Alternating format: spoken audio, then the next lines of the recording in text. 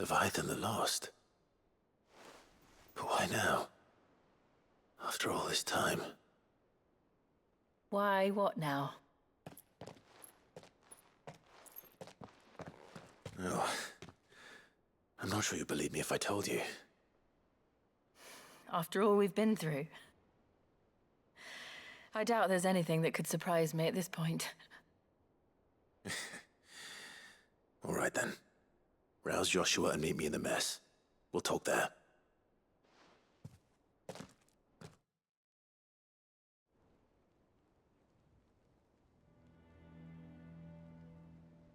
I see we're all here. So, what is it this time? I'm not sure yet. The letter delivered to my chambers omitted a few crucial details. Do we know its provenance? That was one of the details it omitted. But whoever the sender was, it seems the dame held them in high enough regard to point them in our direction. The dame? Well, she's not one to waste our time. It must be important. Important might be an understatement. If the letter is to be believed, Leviathan's dominant is in danger. And someone wants us to save him. Leviathan? So the Warden of Water has finally returned.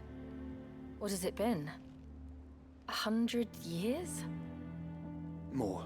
The Lost moniker dates back at least that long. Even our venerable lawsman would not have been so much as a glint in his father's eye when last the mighty serpent brought his crushing waves to bear upon the realm. But why the gap? I know it can be a few years before a new dominant's born. But over a century? Should the dominant of Water's bloodline have been severed somehow, it could have prevented a new dominant from awakening. But if one has awakened now, he couldn't have chosen a worse time. Every nation in the realm has lost its dominant. If word gets out that there is still one to be had, they will stop at nothing to claim it for their own. And the twins will be at war again, just when humanity most needs to come together. Did the letter say anything else? Only that if I wish to know more, we must meet in person. And that the Veil can arrange a meeting. If nothing else, you can be certain it ain't a trap. Famous last words. I'm coming with you. As am I. Thank you. Both of you. And Otto? Yeah. I'll keep an eye on things here. Didn't fancy coming anyway. Thank you.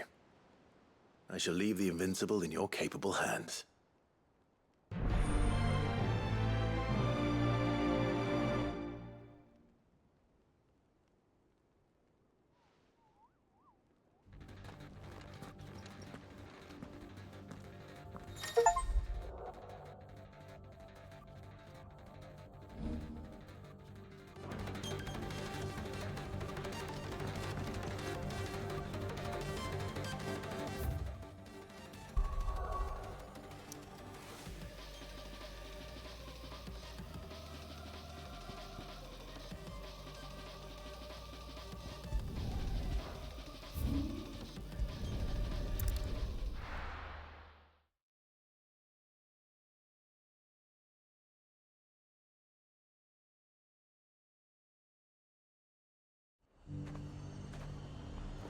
The garrison said they take another oath. To the Veil it is, then.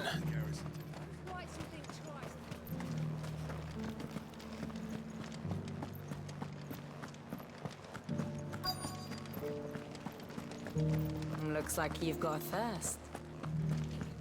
But enough talk. Fancy a peek behind the veil, my lord? I'm looking for a Layla. You found one. So, will your friends be joining in? Or just watching? We're not here for your services. We simply want to talk. What you do with your time is up to you. The price is still the same.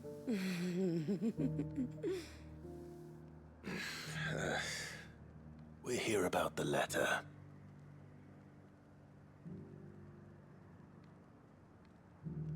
Oh. Oh, sorry. I suppose you'll be wanting to know who wrote it then. Among other things. Look, I'm just the messenger here. There's only so much I can tell you. Specifically. A location, north of town, on the shore of Isle of Feist Bay. There you'll find a tent and the woman who can answer your questions. And that's all. Nothing else. Actually, one thing. There's more than flowers in the meadows these days. So keep that sword of yours to hand.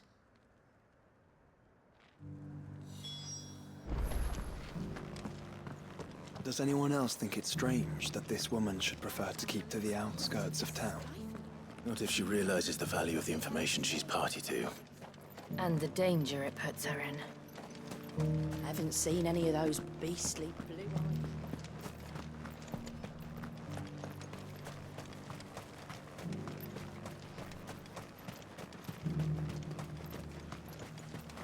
The Duke has pledged to work with the people of Northwich to rebuild.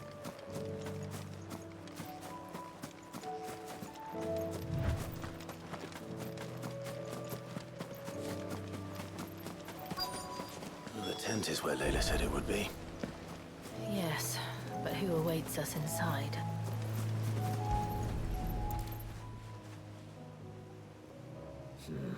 It's empty.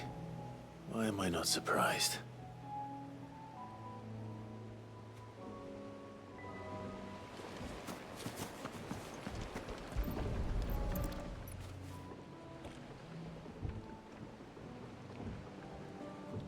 A boat. No prizes for guessing who that belongs to.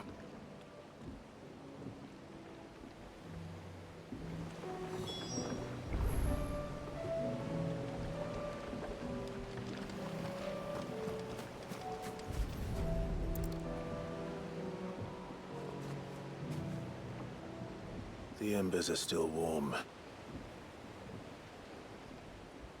So you're Sid.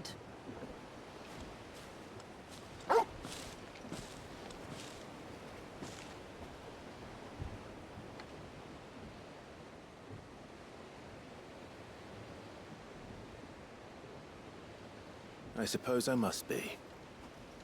Which means you have me at a disadvantage. Apologies. I am Shula, tributary of Mysidia, final haven of the Moats of Water. The moats of water. The very tribe into which it was believed Leviathan's dominant was born. A people notable for their sapphire eyes and ivory hair. Yet that would be impossible, since the tribe famously... Vanished. Was exterminated. Despite the best efforts of both church and state, we are still very much alive. Though we've managed to keep that fact hidden from good Grieger's faithful for over a century. Along with Leviathan's dominant.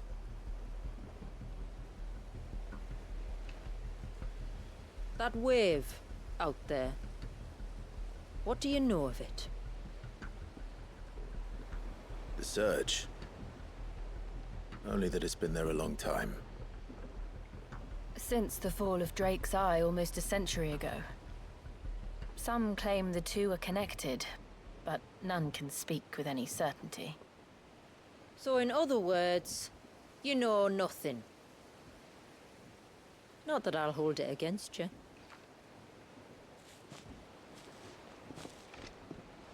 The wave was raised by Leviathan in an act of rage. Moments before the waters were stayed, and the icon and its dominant bound within. And you want us to? Rescue him. Yes. You see, a little bird told me about a certain outlaw with a singular knack for putting unruly dominants in their place. And ours is about as unruly as they get. For years, we've searched for someone who could hold their own against an icon. Someone just like you. So what do you say? Will you help us? What exactly did your dominant do to warrant this punishment? What did he do? He committed the greatest crime one of his kind can. He was born.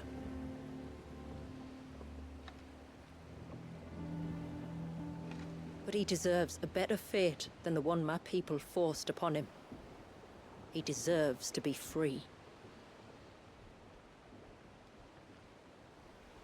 As do we all. Very well. Far-fetched though your tale may seem, something tells me you speak in earnest. So we will do what we can for your dominant. But first, you will tell us everything you know about him and the means of his imprisonment. I can do better than that. I can show you. Care to take a trip across the bay? My people await you there. Lead the way.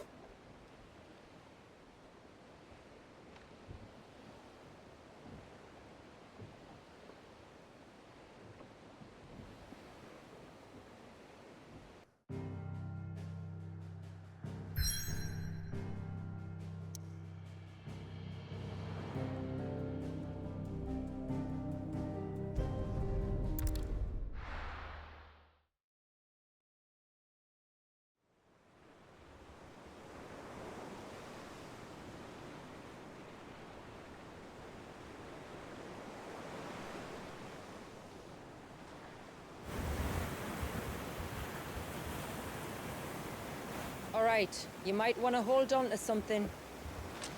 We're coming up on the wall, and passing through can take a bit of getting used to. I don't see any wall. Of course you don't.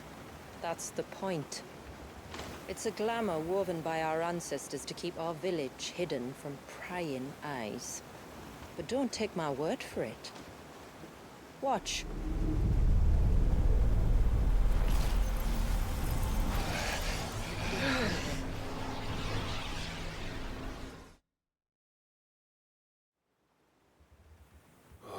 That was worse than a slug of Bacchus wine. Clive, the sky. It's blue, but how is that possible? You do know what a glamour is, don't you? Ours just happens to work both ways, and a good thing too.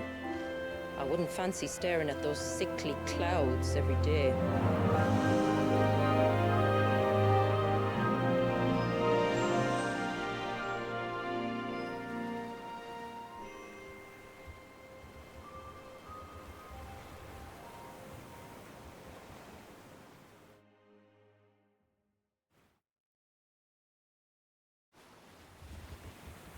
And that concludes our little voyage. We're here.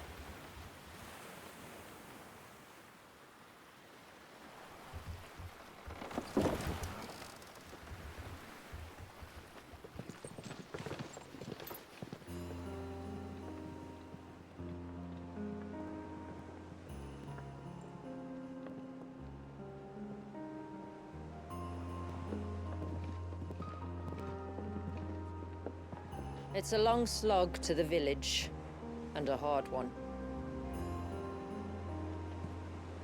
I hope you're up for a climb.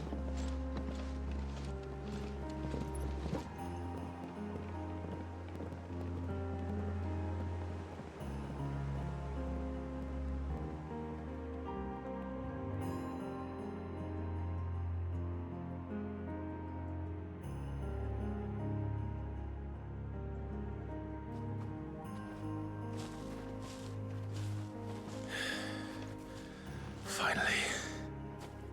What? You didn't think we'd arrived, did you? The village isn't up here. It's on the other side of the mountain.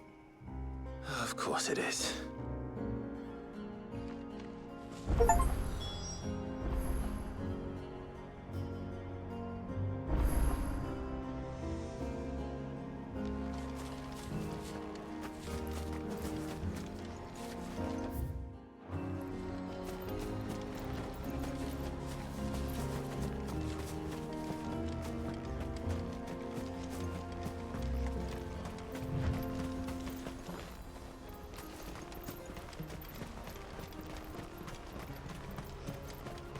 Watch yourself, Sid. This path can be treacherous. If not for the sheer drop, then for the beasts who prowl it. Thank you for the warning. And please, call me Clive. Sid is an alias. You will be pleased to learn, Lady Shula, that I have no such aliases. Is that so, Lord Margrace? It's all the same to me.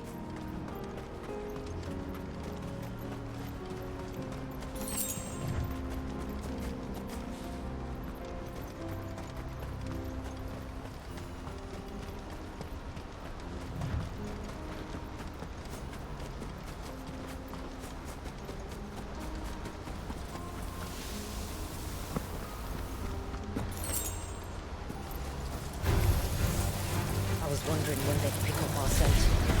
Stand back. Full hand. Oh, will you now? I'll keep my amps and spells to myself then.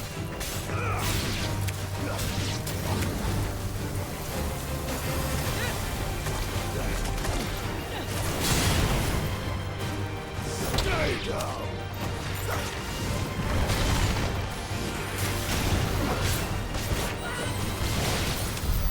Earlier you mentioned spells, yet I see you carry no crystals.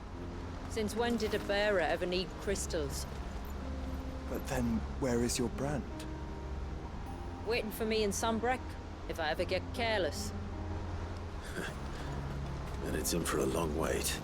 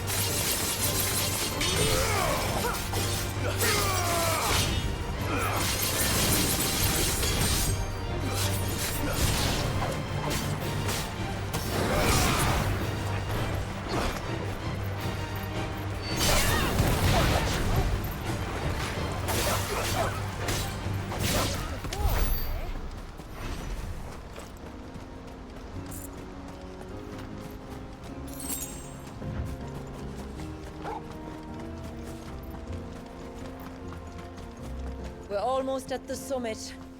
From there, you'll have a better view of our home.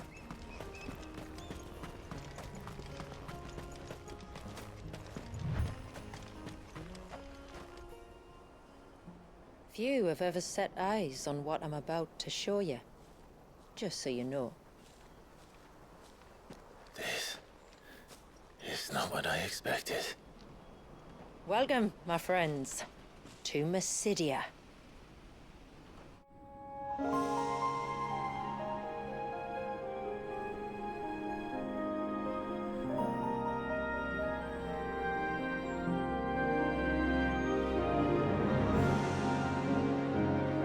It's been a long time since I saw the North looking so... Alive. I'm sure you have plenty of questions, but it's been a long journey, and I expect we could all do with a rest. Our humble village is only a short way from here, if you'd care to accompany me. Let's get ourselves in front of a fire, and I'll tell you everything you need to know.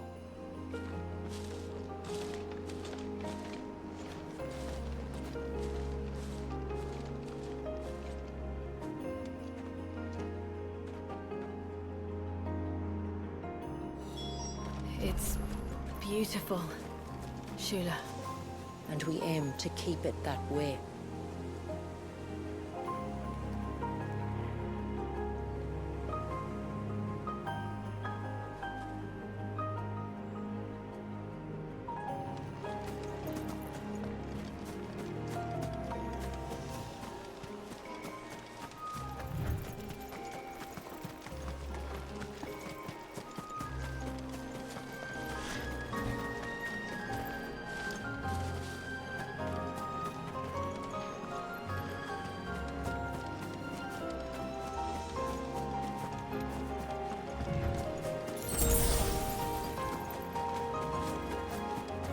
Are those stones glowing? That's one of the cairns which maintain the glamour. Steer well clear.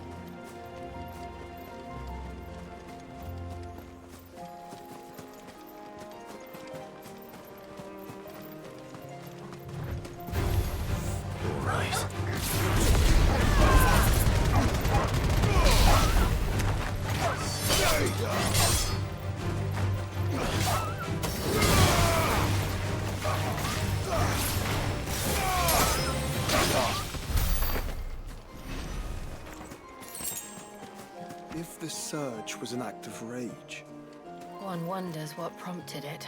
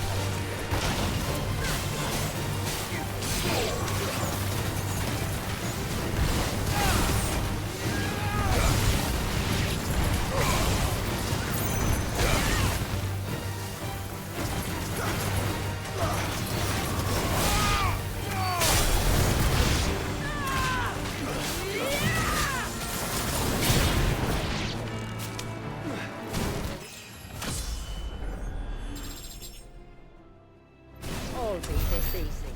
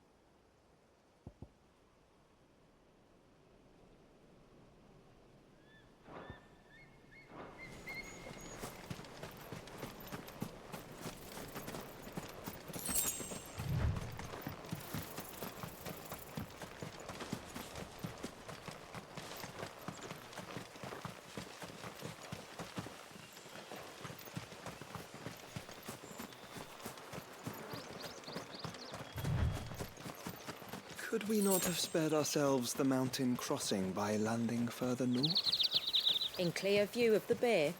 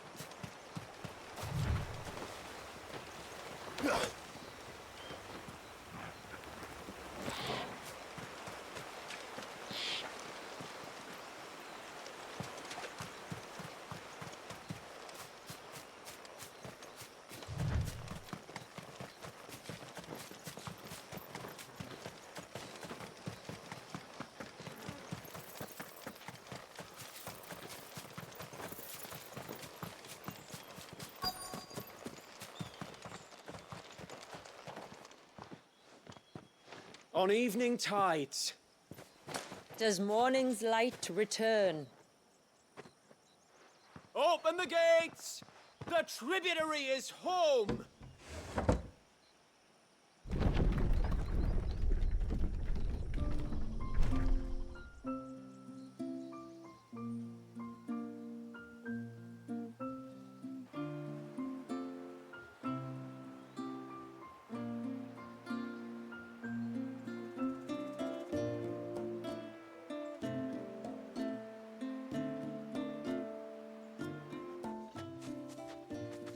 Outsiders?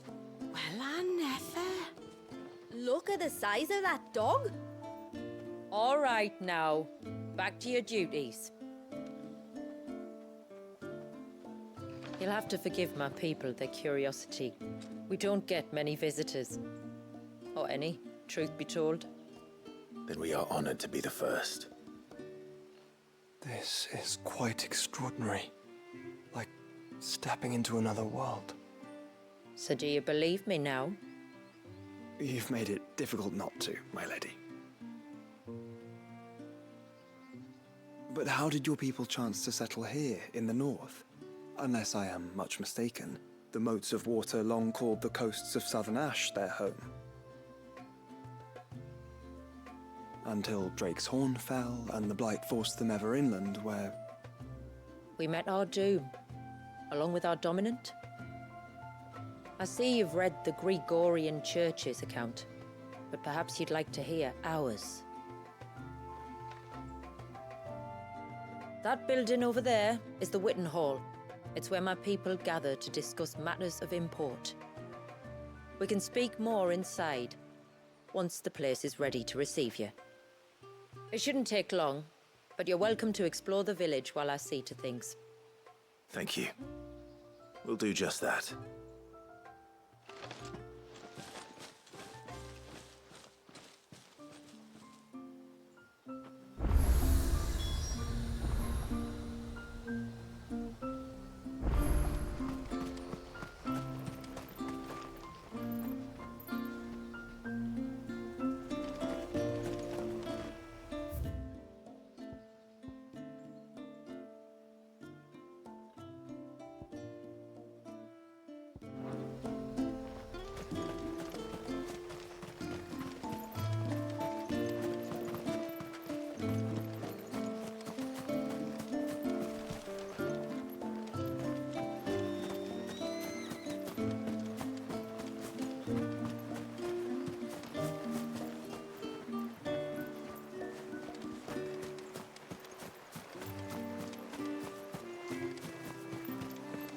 Look!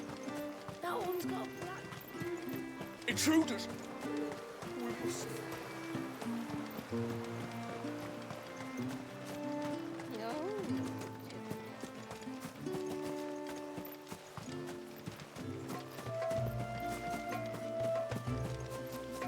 Please, Grandad, tell us another story about the witch.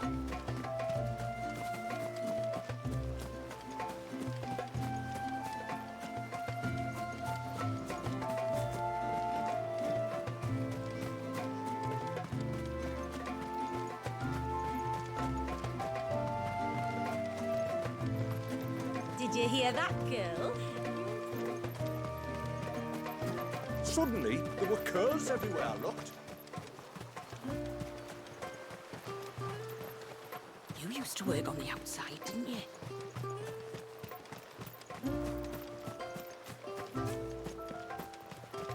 The poor things are as pale as...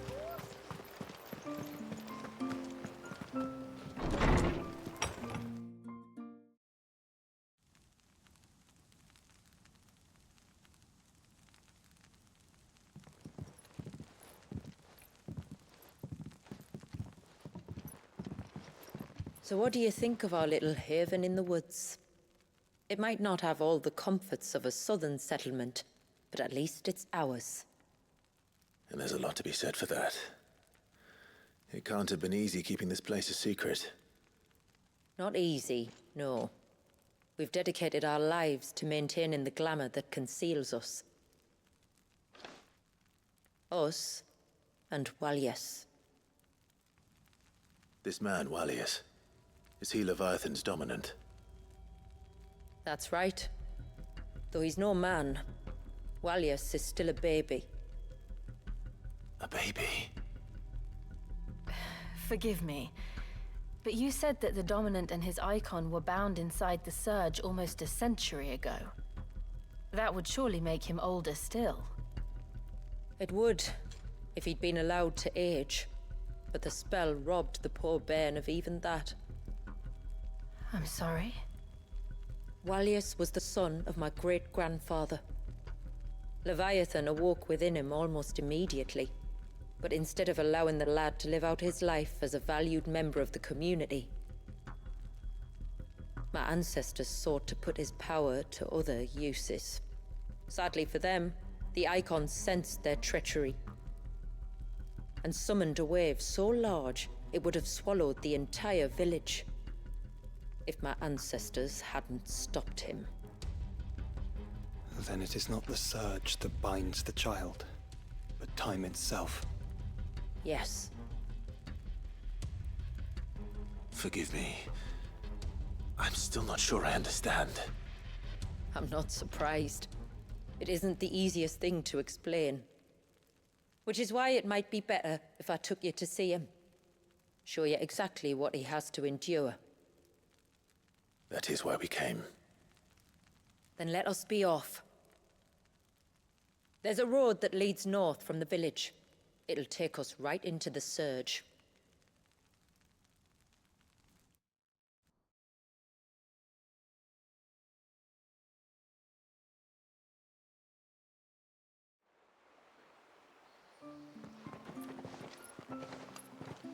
Are you bound for the Wave, tributary? We are, Delina. Have you spread the word about our guests? I have. Everyone knows to treat them as family. You shouldn't have any trouble now, but just in case, I would have you accept this symbol of our people.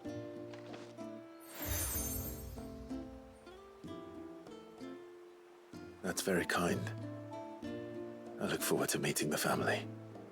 The feeling's mutual. Should the tributary be indisposed, feel free to ask me any questions you might have regarding the village, and I'll do my best to answer. Thank you. We will. Then I bid you good tide.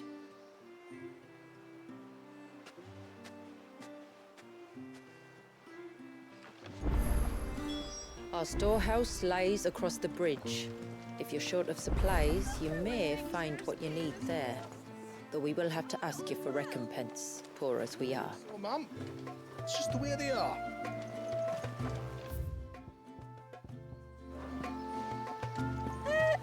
Sid! You are Sid, aren't you? The man the tributary told us about? I wonder if you could help me. With what exactly? Oh, nothing too troublesome. Do you know my husband, Pavat?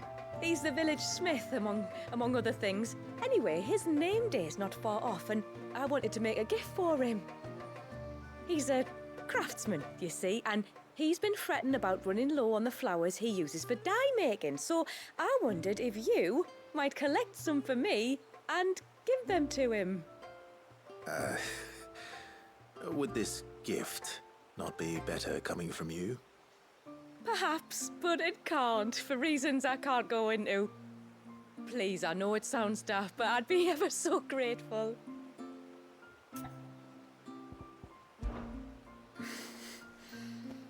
Fine. Which flowers does your husband need? The sweet little blue ones that grow around the fount. Elder's blessings, they're called.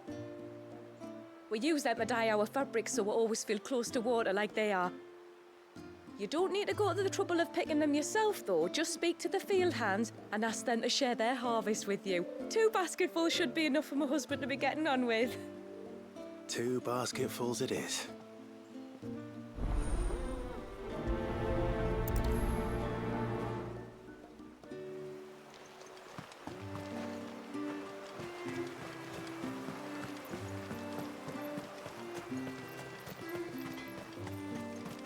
I'm not arguing. The child...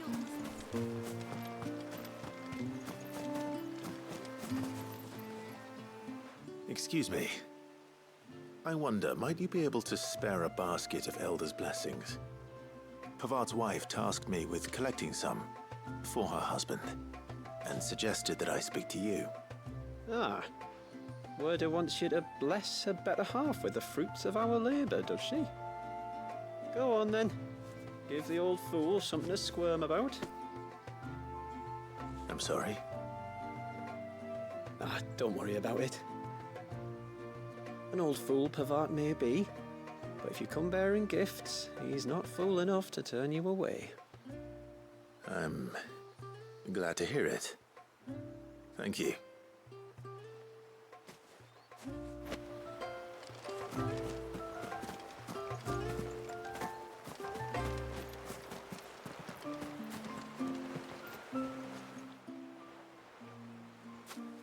Ah, welcome to Haven, friend. Thank you. Forgive my presumptuousness, but the smith's wife has asked me to make her husband a present of some Elder's blessings. 2 basketfuls, to be precise. Well, I have 1, if that's any help. It is. I'm much obliged. They really are beautiful. Aren't they just? Though that's not the only reason they have a special place in our hearts. Legend has it that when our people fled from Ash, the tributary of the time took some seeds with them. And as they wandered high and low across the Twins, he'd plant them wherever they stopped for water. Every elder since has done the same. So when we finally put down roots here in Mysidia, the flowers did too.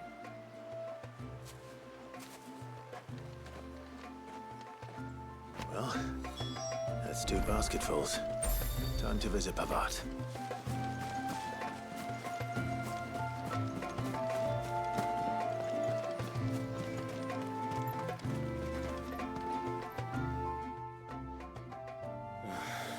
What do you want?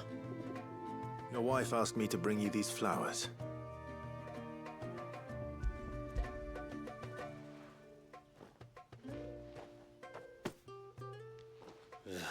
That woman. Come out. I know you're there. Who? Me?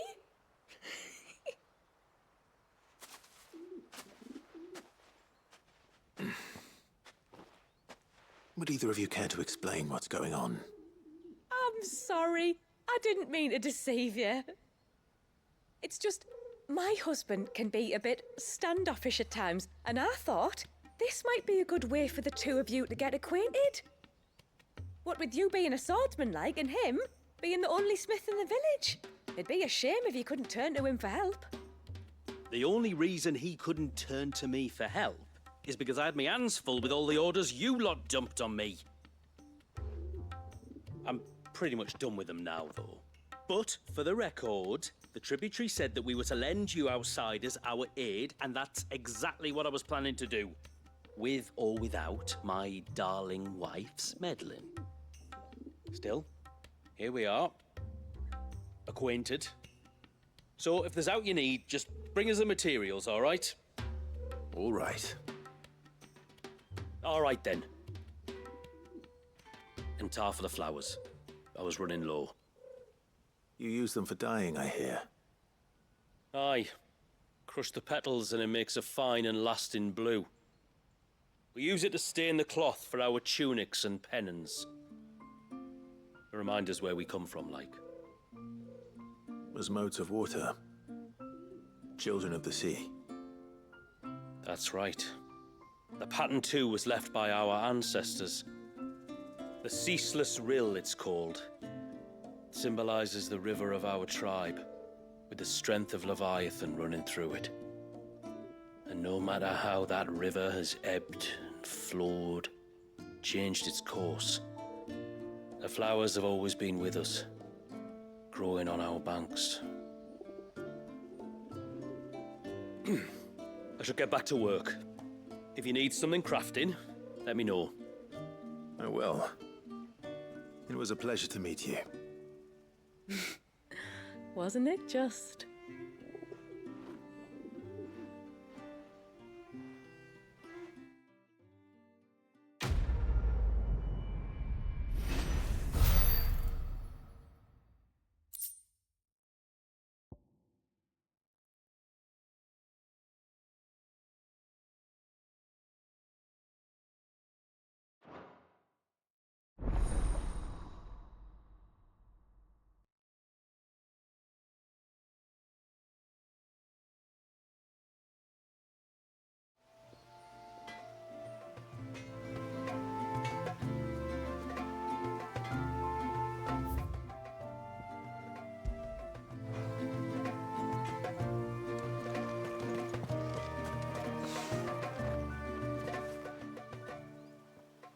Oh, I'll have her hide when she gets back.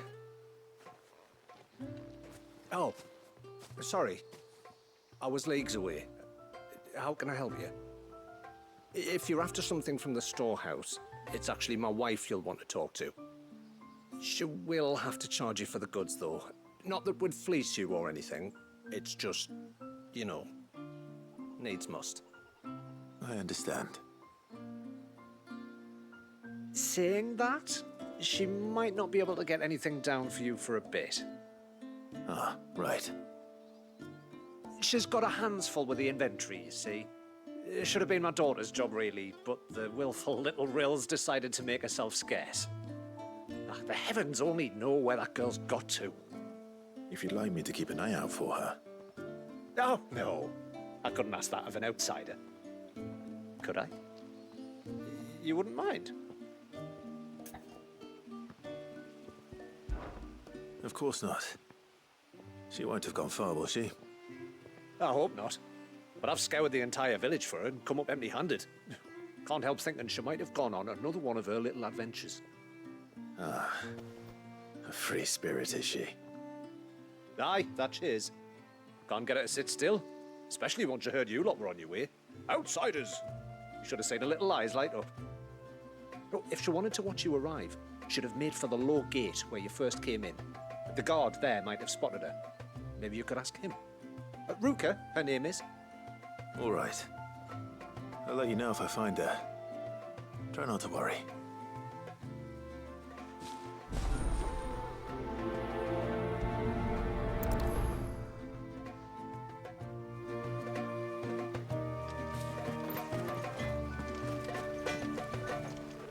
What is it you want?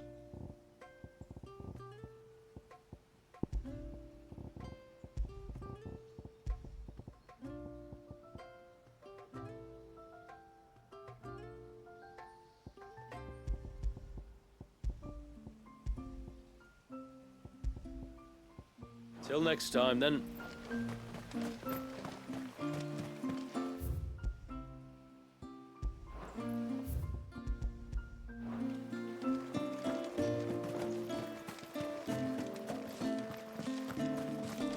Hear me, my lad sisters.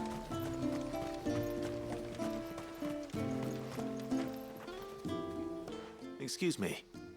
You haven't seen the storekeeper's daughter, have you? Little Ruka? I have, as it happens. She went out through the gate not long ago. Out of the village? Alone? Aye, she does it all the time. There's a path off to the left which leads down to the river. Nice little spot, that. And safe as you like. The beasts of the mountain don't dare come so close to the village. That's where she'll be. Go and have a look if you don't believe me. I will.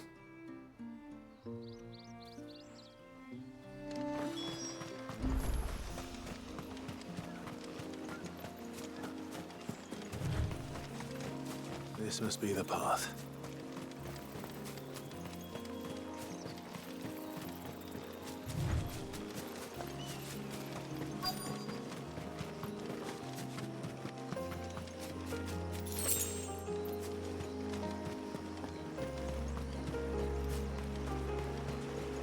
They're not here either.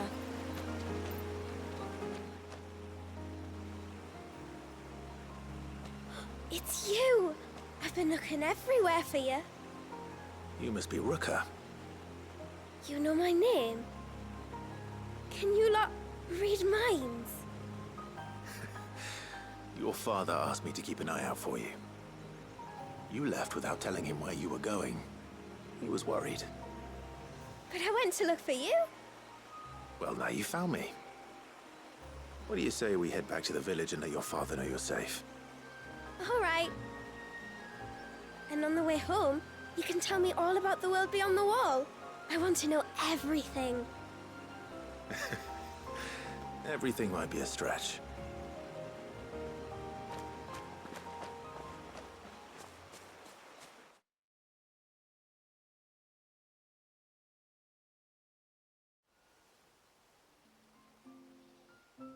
Thank you for bringing her home. And sorry for the trouble. Oh, no. It was a pleasure. Daddy, did you know that there are villages 10 times as big as Haven in the outside world? 10 times! Cities, they call them. And in these cities, they have great big walls and towers and castles. Oh, to think I was worried. You can tell me all about the outside world later, Sweet Pea. Now go and help your mum with the stores. All right.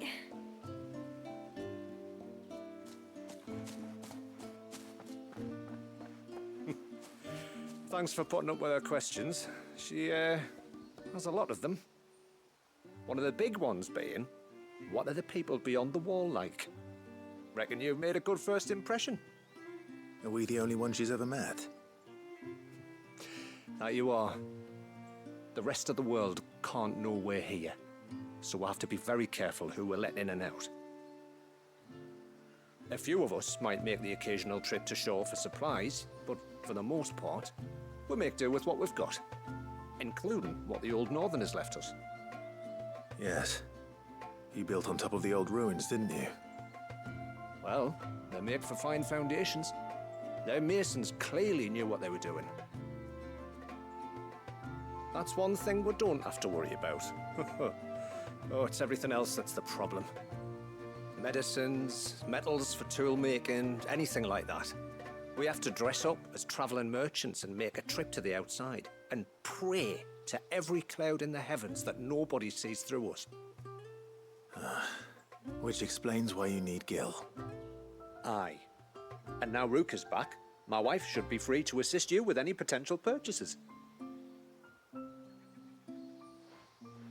So please, do make good use of our stores, because we fully intend to make good use of your coin. I'll be sure to keep my purse strings loose.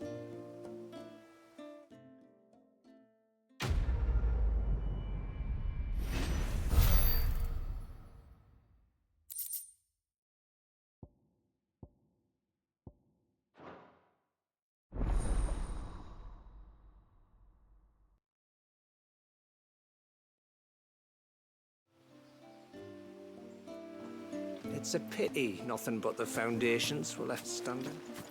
The whole storehouse, mate. Thanks for bringing me daughter back. I don't grudge her looking for adventure, but she's got to pull her weight like the rest of us. Anyway, now we've got the inventory done, I can attend to my own tasks, like seeing to our visitors' needs. So, what's the route you wanted? When you've decided what you want, just let me know.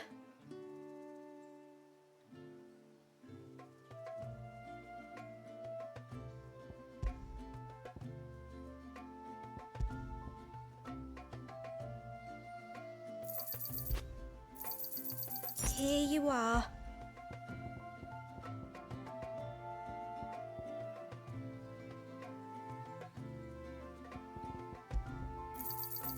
May it serve you well. Well, if you're sure you need it.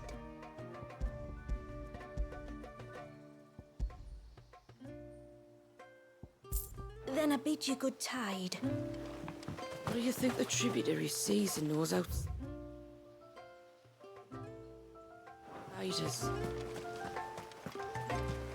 How long do you think this bridge has been standing here?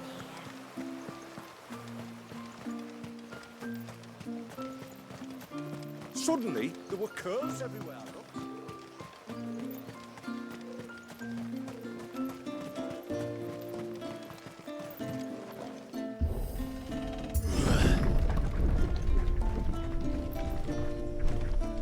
There's a pair of ships just up ahead.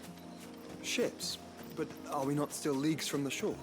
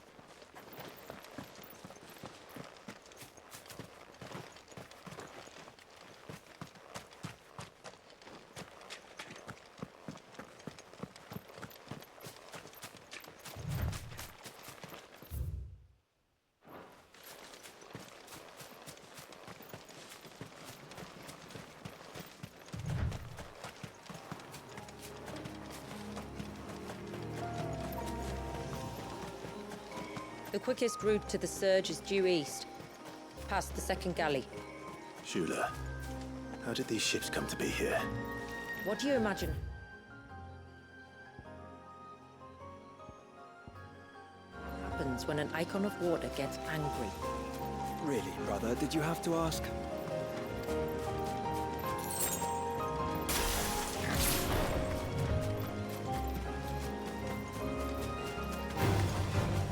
Tunburies. Fell creatures consumed by their hatred for everyone and everything. Everything save sharp knives, it seems.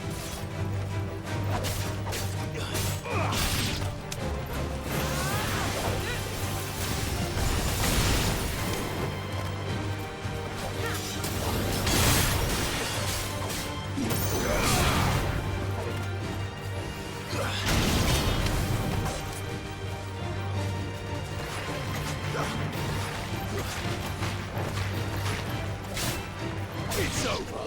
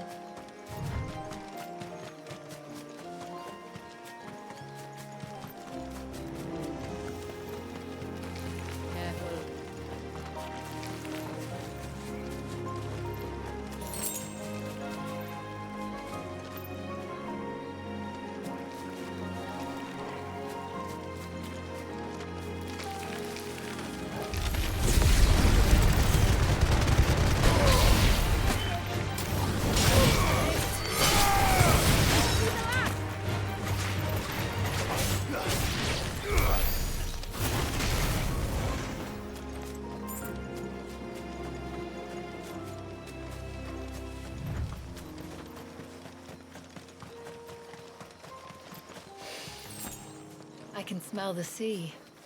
It's not far now.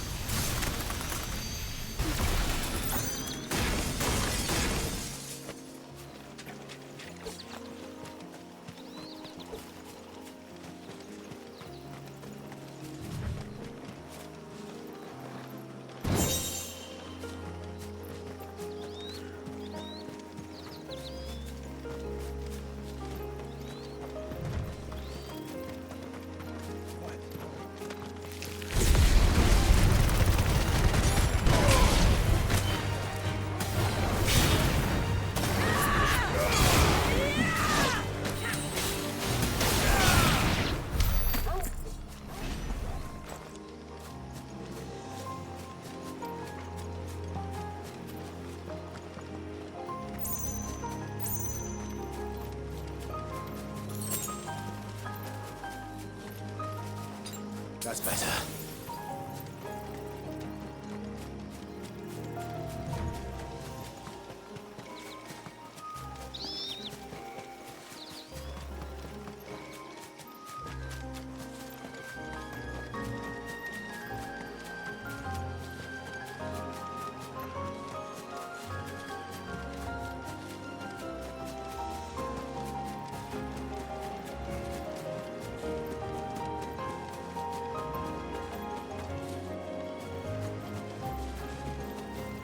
How will we reach the surge?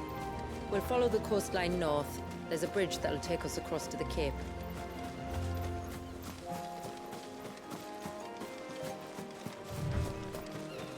You don't want to go down there. Trust me. Do I even want to ask why?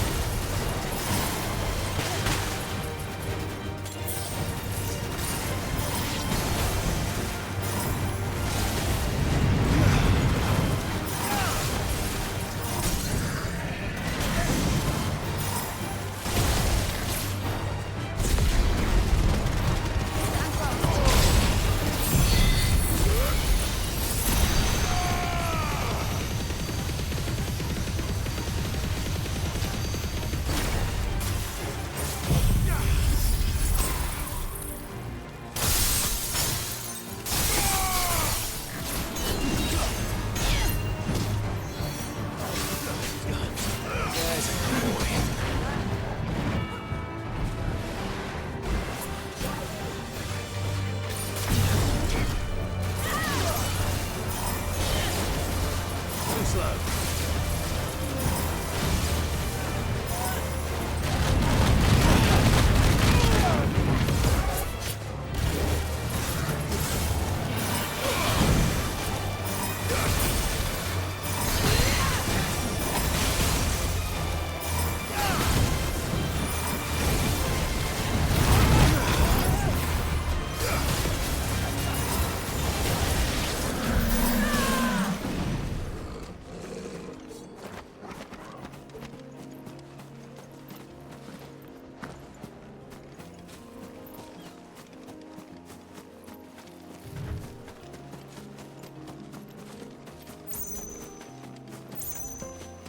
Might I inquire about the ray of light? It's what prevents the surge from being reclaimed by the sea. Wallace by his people.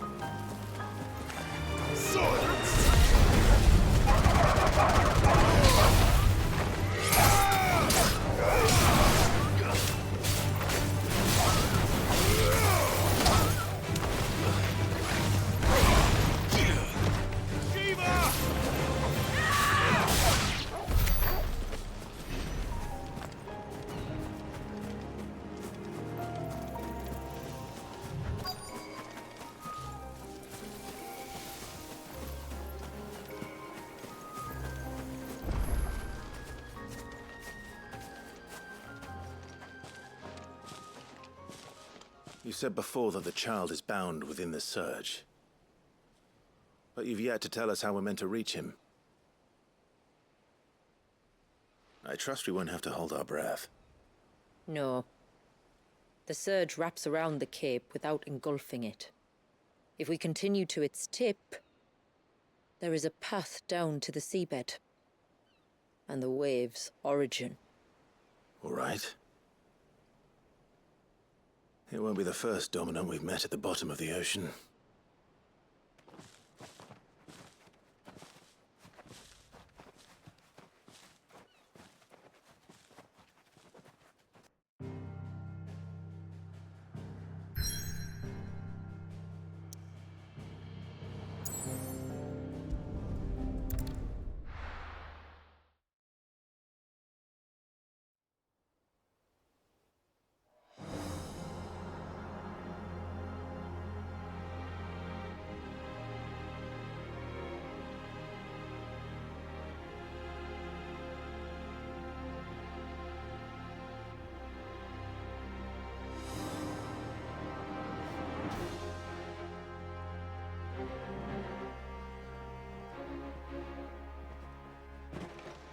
It's not much further now. The path seems well kept. Do you and the villagers often come this way? Only me. Once every new moon without fail. It is my duty both as village elder and Wallace's descendant. But surely no one blames you for what happened. Why should you bear the responsibility alone? You misunderstand. I do it because I want to show him that he isn't alone, and that there are still some of us who would see an end to his suffering. Suffering you will soon witness with your own eyes.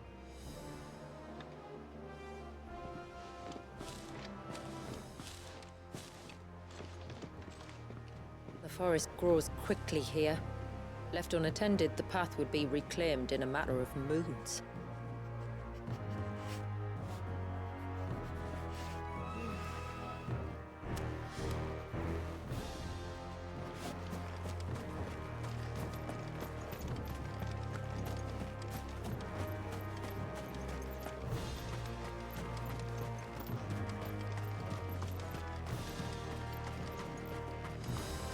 Does the light point the way to the child? It does indeed.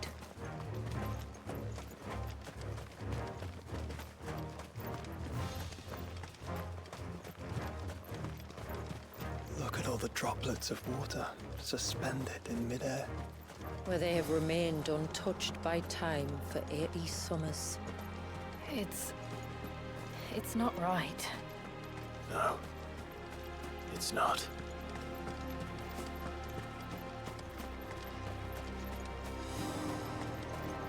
There. Up ahead.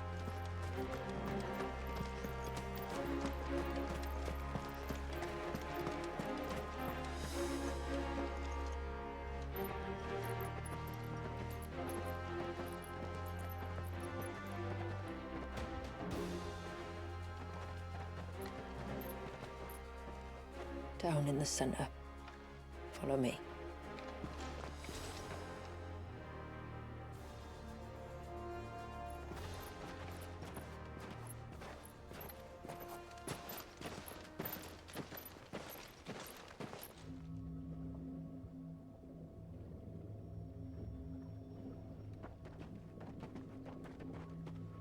He's still primed. I'll never forget my first priming. The fear. And I was old enough to understand what was happening. One can only imagine how this poor child felt. He is the victim of an unforgivable sin. Committed by people who saw him as nothing but a means to an end. He must be so frightened. Then I'll ease his burden. You don't mean? I'm not going to hurt him. Contrary to the tales, I don't go around killing dominants for no reason.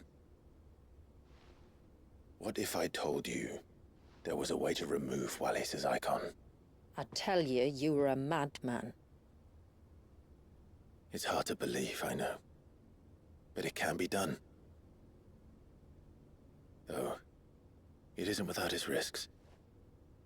Part of the icon remains no matter what. So, it might still come to violence. I don't know.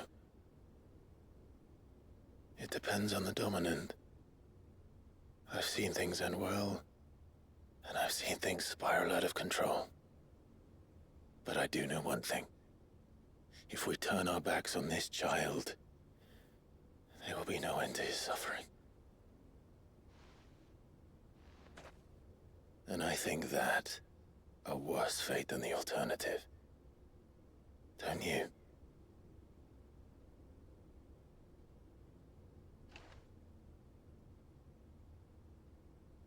Very well. Do what you must. And whatever happens, I will own the consequences.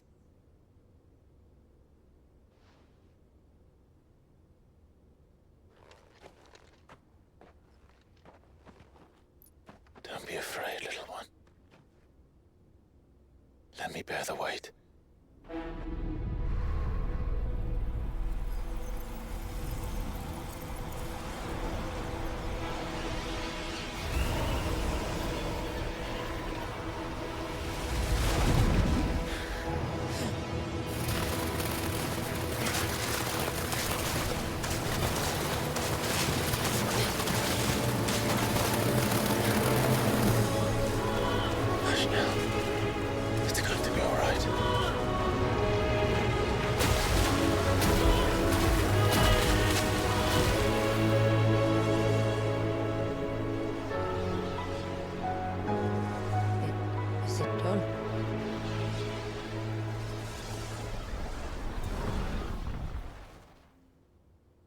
I think so.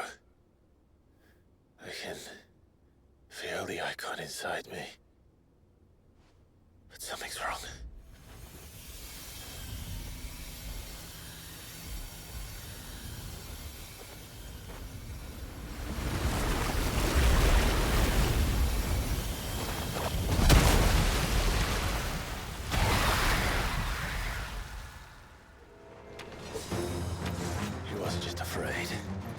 was angry.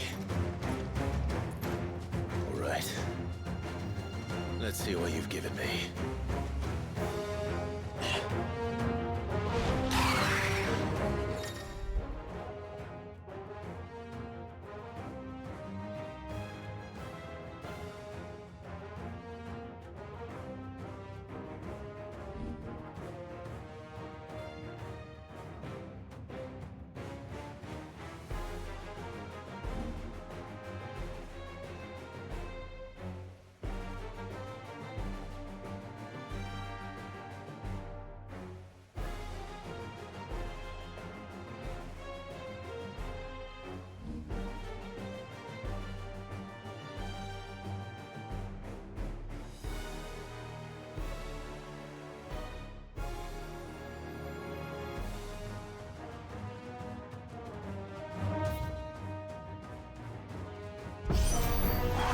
Leviathan! Not just an enemy, but a formidable adversary nonetheless.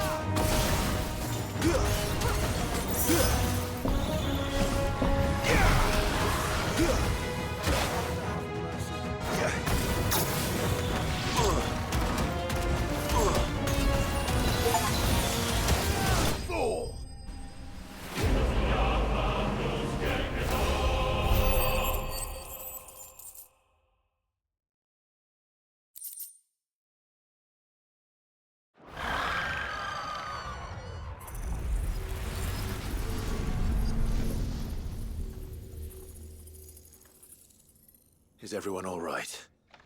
He seems calmer now. You said Walius was frozen in time.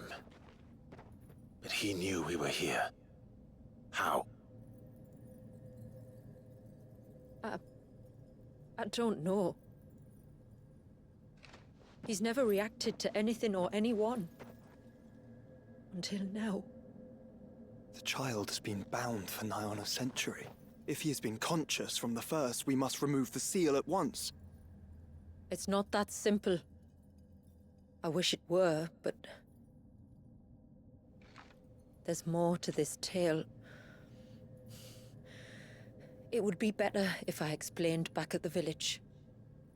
I see. Then let's return before it gets dark.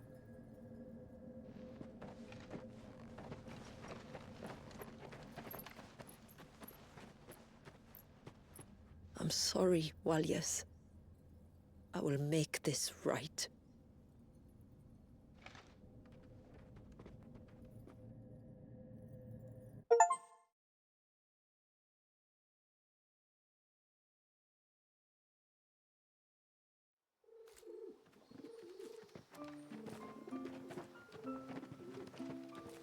So, part of Leviathan is inside you now, is it? Does it hurt? No. Not anymore, anyway. Good. Because I still have need of your strength. If you want to know the rest, we should head to the Witten Hall. Of course.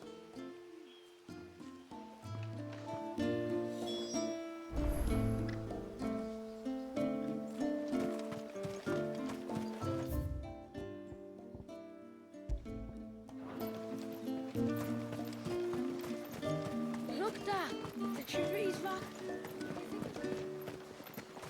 And what are you two drawing? Bastard things.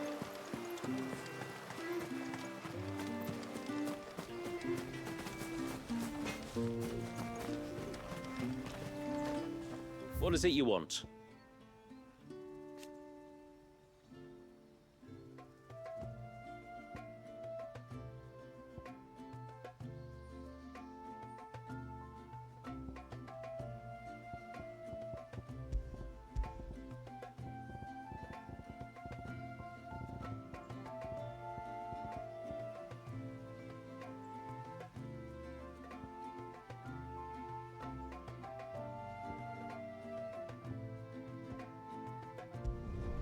I'd like to see another smith do better. Till next time, then. No sign of the child.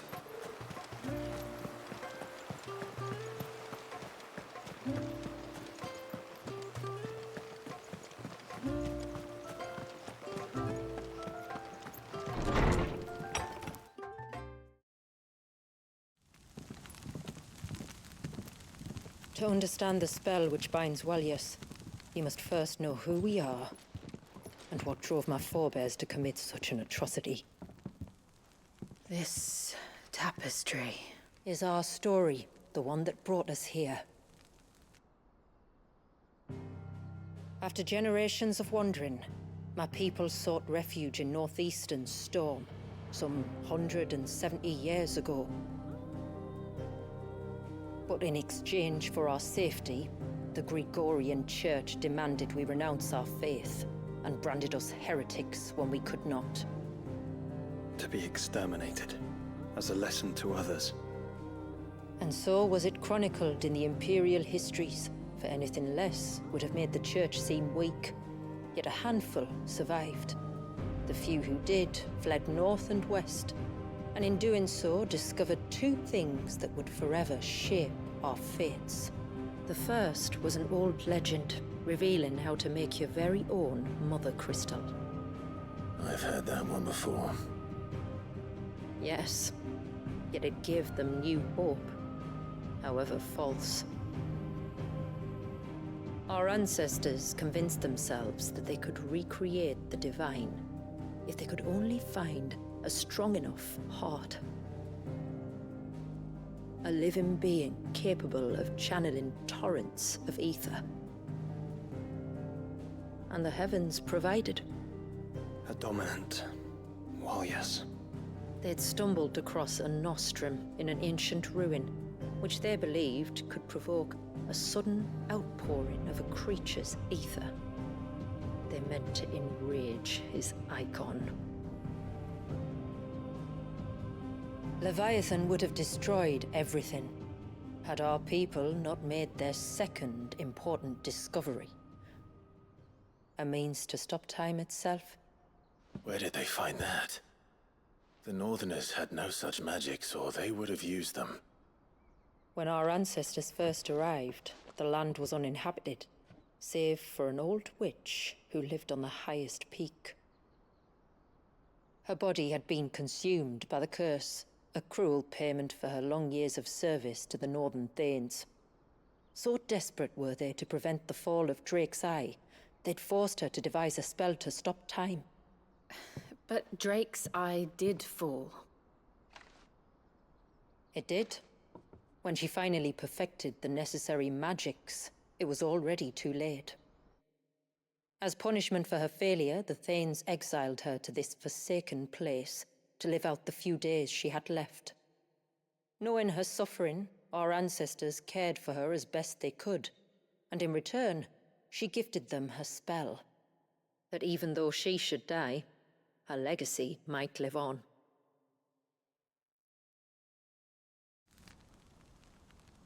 So armed with both the knowledge of the ancients and the secrets of time, our ancestors settled upon an ambitious plan. They would create a new Mother Crystal and enchant it that it might endure for all eternity. Thus would our people's wandering, our suffering, finally end, and prosperity visit us once more. And all it would require was the sacrifice of a single child. A small price to pay, or so they believed. Another victim of man's blind reliance on the Mother Crystals. So we know the seal source. How do we break it and restore the flow of time? Do you recall the dome of light on top of the cliffs to the west? Inside lie the ruins of an old temple. It was there that the witch built the Vare, a conduit of sorts that channels her remaining ether into the surge. But it's been a long time since anyone set foot in the place. And now there are others who claim it as their own. Then we shall go prepared for a fight. That said, it may be best if one of us stays behind. You think the village could be in danger? We saw the ether flow from Wallius in all directions, but only encountered a single familiar. There will be more. And should even one make its way here, I doubt the walls could hold it back for long. Then I shall stay. The Phoenix will see your people safe, tributary. You have my thanks. Very well. We should depart at once. I fear time may no longer be a luxury we can afford.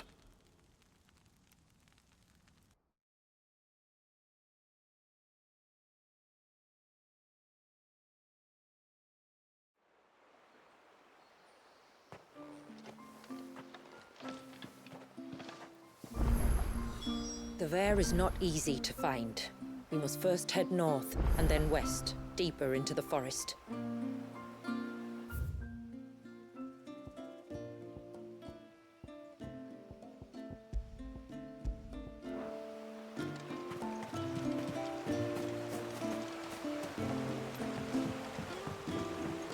My lord, may I speak with you?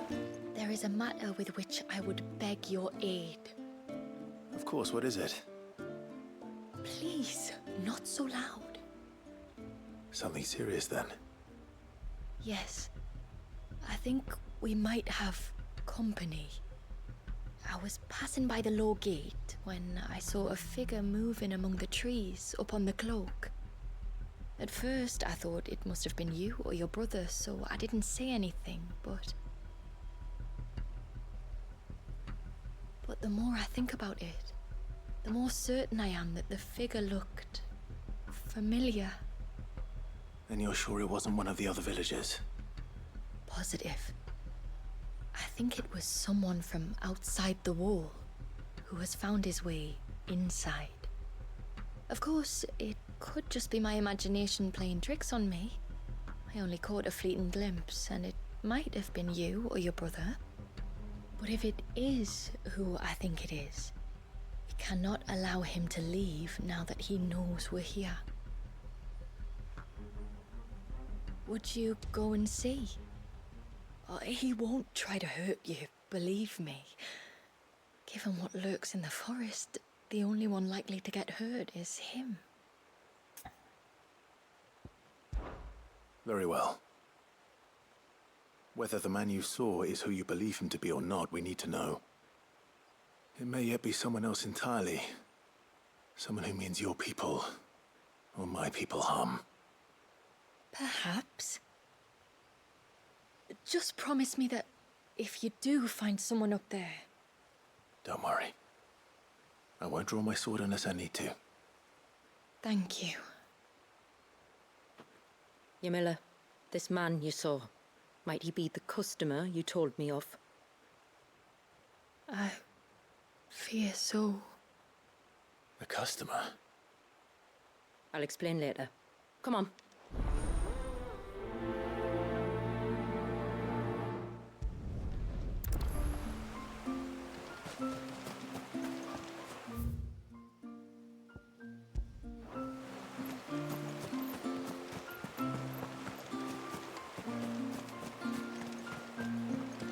If we pick too many of the flowers, there won't be any.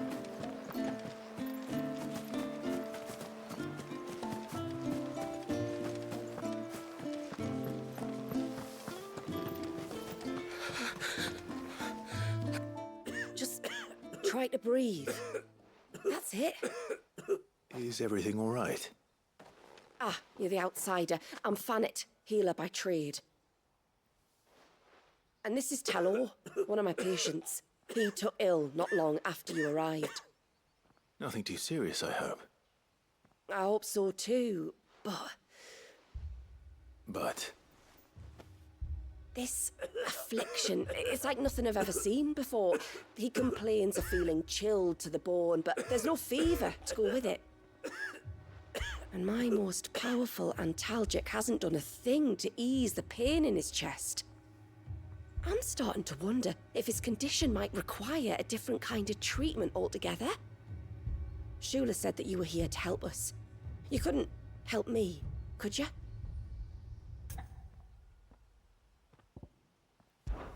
I'd be happy to.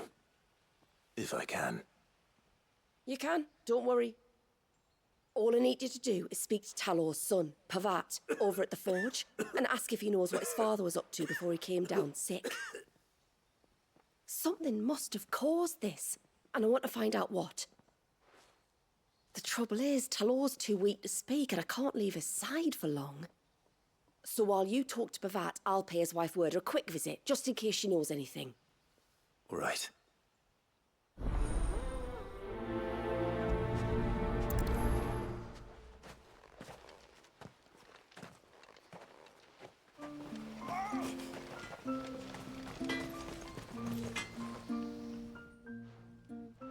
Oh, do you need something? I do, though not from the forge. Fannet asked me to speak with you. She's looking into the cause of your father's illness and wondered if you could shed any light on the matter. I see. Sorry. She shouldn't have dragged you into this. It's no trouble, really. Tell me, did your father do anything out of the ordinary before he fell ill? Not that I know of. But then I hardly see him. He's always out and about, like. Well, at least he was. Suppose he might have been a bit more fidgety than usual, but apart from that.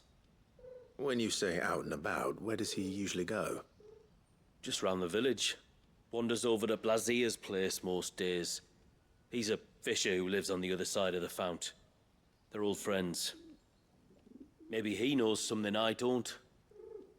Maybe. I'll go and speak with him.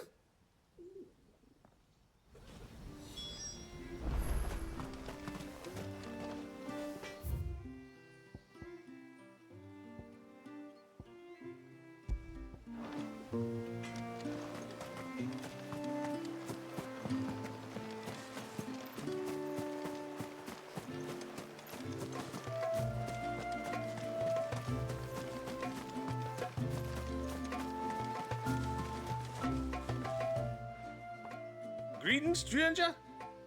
What can I do for you? Your name is Blazier, is it not? Pavat tells me you're a friend of his father's, and that the two of you may have spent some time together prior to his illness. His illness? Talor's never been ill a day in his life. I don't know why he'd start now. Oh, Fanny doesn't know either. It was she who asked me to look into his recent behavior on the off chance it might explain how his condition arose.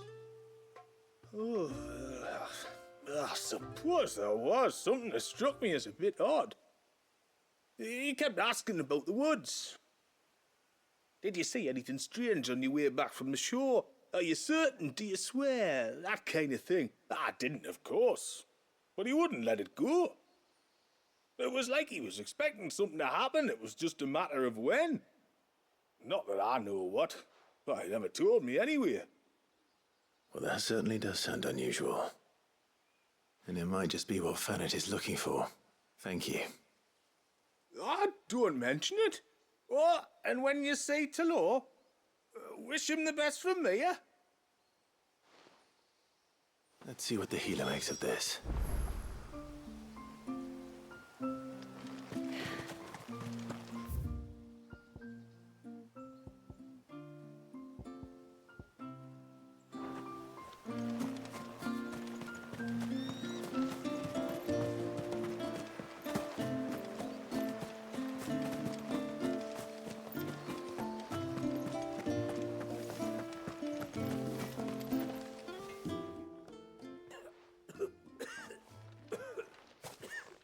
I spoke with Werder, but she couldn't tell me anything.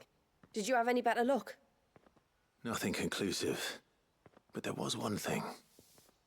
Blazir, the fisherman, told me that Talor had taken a sudden interest in the forest of late. He kept asking him if he'd seen anything unusual there on his way back from the coast, but never let on what exactly he was expecting him to have seen. The forest between here and the coast. Surely not. But then... I can't say for sure. But I think Talor's illness might have some connection to the Tomberries. You may have encountered them during your time here. The small, scaly beastmen. And you think they may have caused Talor's illness? I do. At least in a way. And if I'm right, it's no wonder the treatments I've been trying didn't work. Oh, I know it's a lot to ask, but would you go down into Father's Fell for me? There's an altar there, and if my fears are true, an offering upon it. What is going on here? Please. I'll explain everything when you return, but time flows fast. I beg you, make haste for Father's Fell and take the offering from the altar. Talor's life may depend on it. Very well.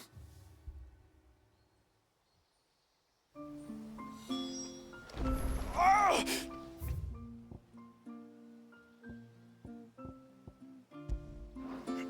Leave me be. Let me go. Bastard things. Oh, I never should have let him go alone. Ty, take me. What am I gonna do?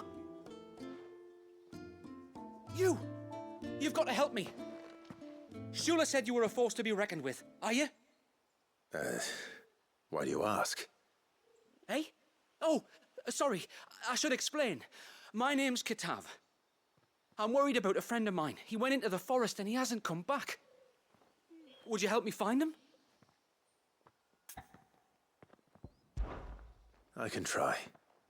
Tell me what I need to know. Of course. You know about the glamour our ancestors cast to keep this place hidden, right? Shula told us about it, yes. Right. So you know the cairns we use to maintain the spell? Well, it's me and my friend's job to maintain them. If it weren't for the likes of us, it would have faded years ago. So your friend went into the forest to visit one of these cairns? Aye, that's right. He said he was going down to Father's Fell. There are 2 cairns out that way, one by the banks of the Swift Run, and another near the Winged Wains, the ships in the forest. All right. How will I know this friend of yours? His name's Nassef. He's about my height, but clean-shaven. If you could track him down and see that he's come to no harm, I'd be much obliged. I'll search the village, just in case anyone's seen him, and meet you back here. Very well.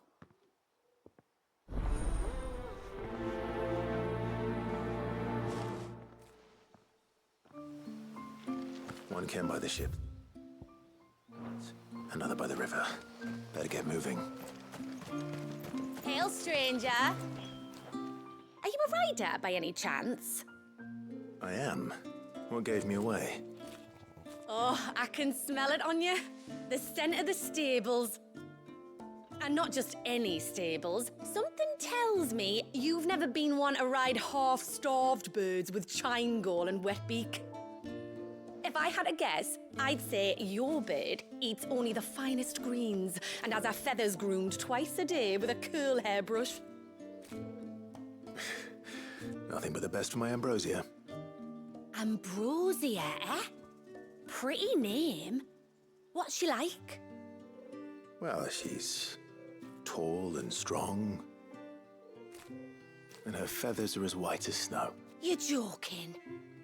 You've got a white chocobo. I have, yes. I suppose they are rather rare. This I've got to see. Can you bring her here? I would if I could, but I doubt Shula's skiff could hold her. Me dad's got a boat. And he's ferried chocobos before. You could get him to bring her. It'd be perfect timing and all. He's preparing for a trip beyond the wall as we speak. I'm sure he'd help you if you asked. He would. Well, I don't suppose it would hurt to have Ambrosia around. All right then. Where could I find your father? He'll be in the storehouse on the other side of the brook. Tell him Manda sent you.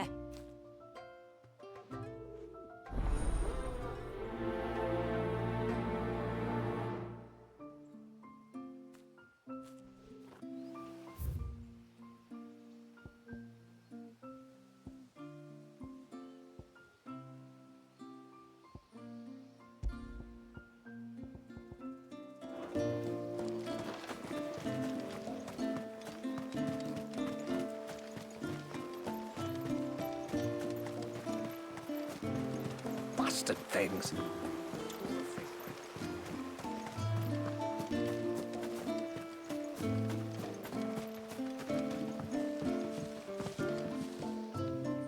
You one of the outsiders, then? I am. Shula invited me. Are you Manda's father? I am. Got you running errands for her already, has she? She's asked to see my chocobo, but I need your help and your boat to bring her here. Or you could just say no. Honestly, that girl and her birds, she'll be growing feathers soon enough. Well, truth be told, I didn't take the idea seriously at first. But thinking about it, it would make it easier to get around if I had Ambrosia here. Can you help? Well, if you're sure that's what you want. The tributary says we're to treat you lot as we would each other. So, if you need me to ferry your bird over, then that's what I'll do. Still, they don't take the water easily. I'll need you to bring us a mimic gourd or two to keep her calm on the journey over. And where would I find one of those? Oh, don't ask me. It's been years since I last brought a chocobo across the bay, and I'm told the world's changed a fair bit since then. Where do you usually get your stable supplies from? Well, the man who made Ambrosia's tack lived in Martha's Rest, and if I remember correctly, he traded in chocobo feed too. So I suppose I'll go and ask him. I'll be sailing over to Northreach soon to pick up some supplies. While I do that, you collect your bird and your gourd, and then meet me by the shore. Just don't take too long, all right?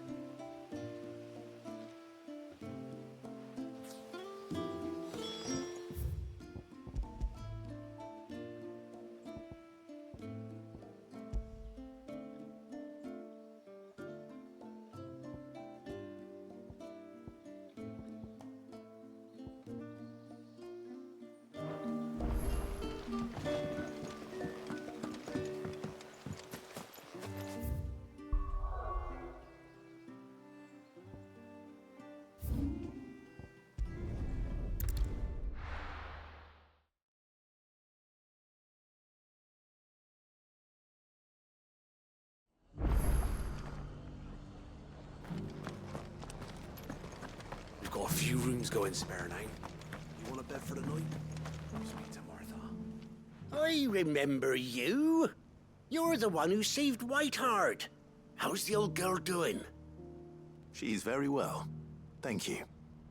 Oh, don't thank me. You're the one who saved her. Anyway, what brings you to the rest today? I was hoping to purchase a Mimit gourd. And I thought you might be able to tell me where I could find one. Oh, reckon I could do better than that.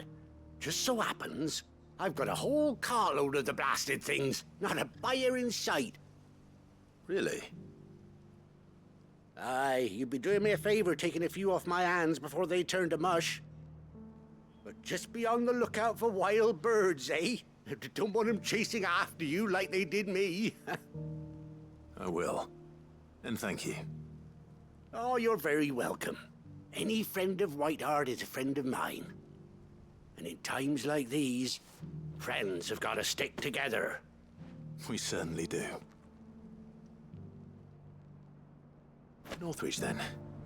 Wouldn't want to keep Anders' father waiting.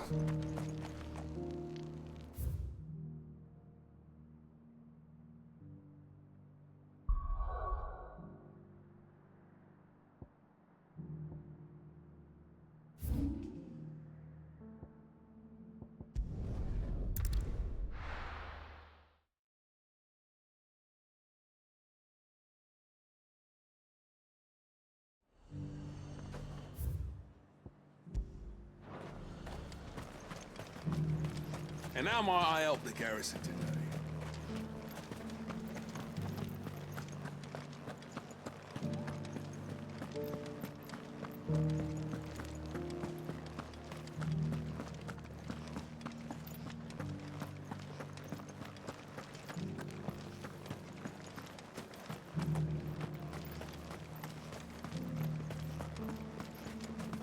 Those things didn't fight like men.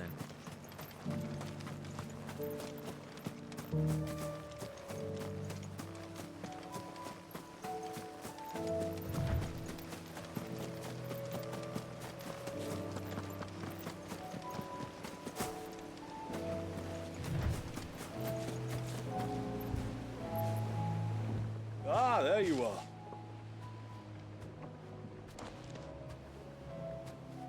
And this must be Ambrosia, was it? Oh, she's a real beauty, isn't she? I have the Mimic or two. Here.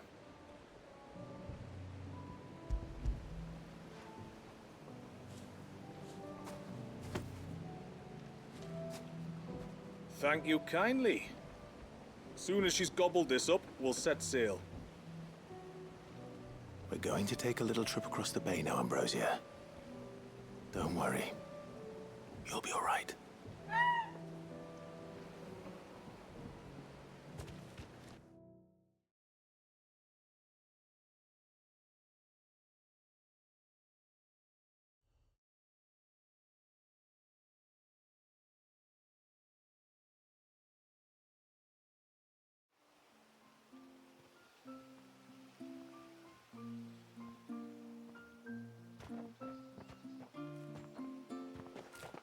Well, we made it.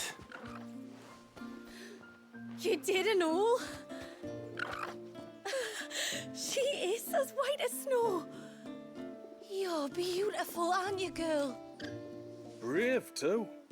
She was calm as you like on the journey over.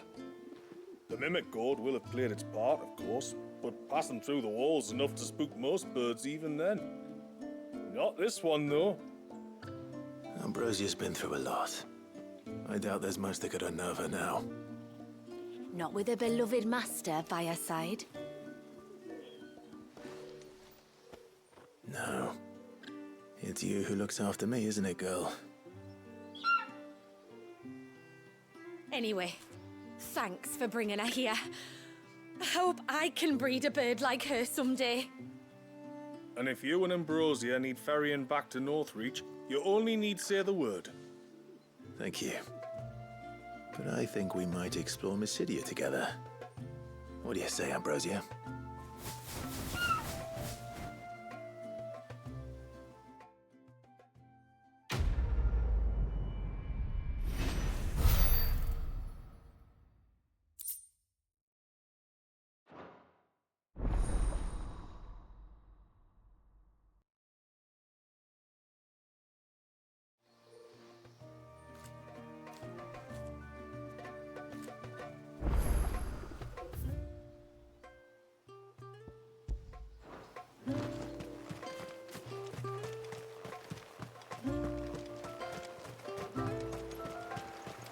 bastard things.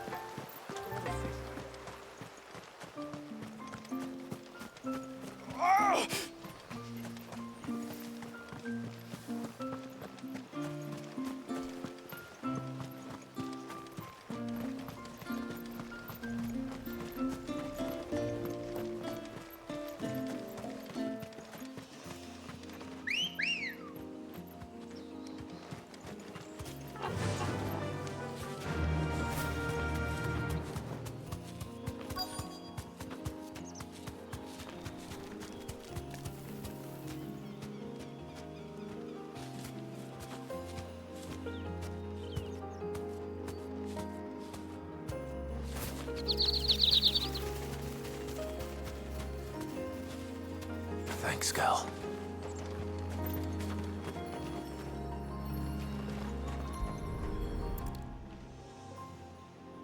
A bottle. Breath of the arbor. Perfume from Sunbrag. Looks expensive, too. Who's there? Stop!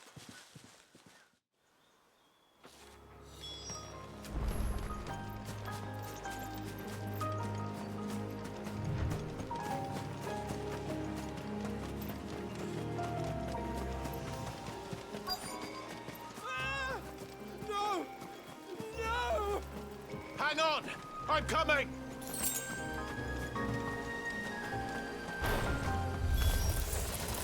Don't eat me! I'll give you gut rot, I swear! Stand back. I'll handle this.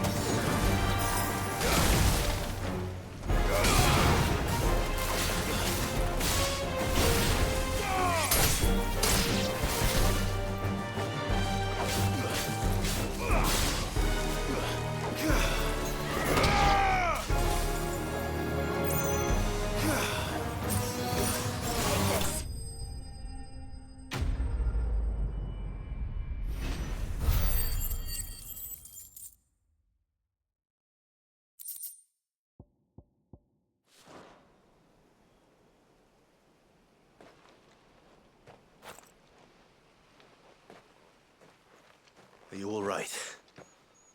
I'm more than all right. I'm saved! Oh, I could kiss you! Maybe you should introduce yourself first. Hervey! I knew it was you. What are you doing here? I came to see you. Oh, my little canary, it's been so long. Thank you for saving him and sparing him. Who is he? Hervey, one of many clients from my employment beyond the wall. One of many clients? We spoke every night of our plans together.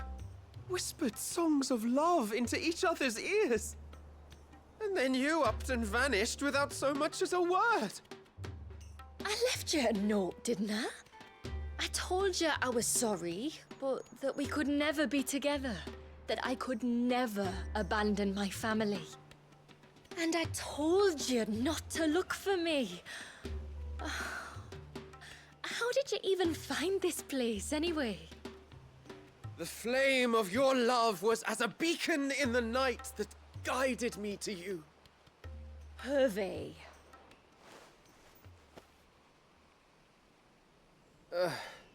I was walking by the coast near Northreach when I saw a lady who looked like you. Eyes like the ocean.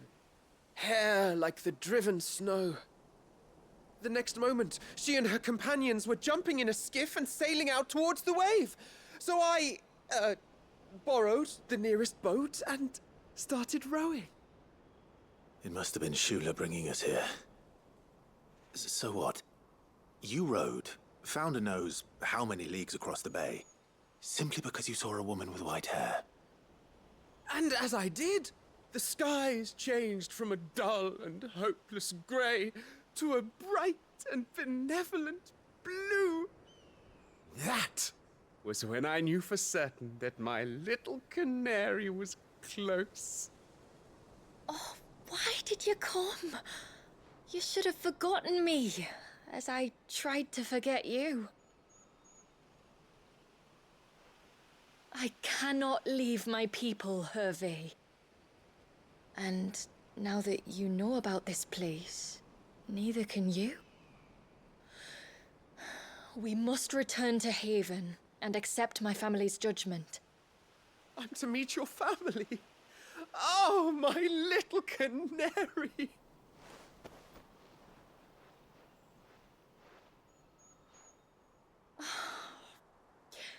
Please, come and see me later. You did as I asked, and you must be rewarded for it. But first, follow me, Hervé. To the end of the world and beyond.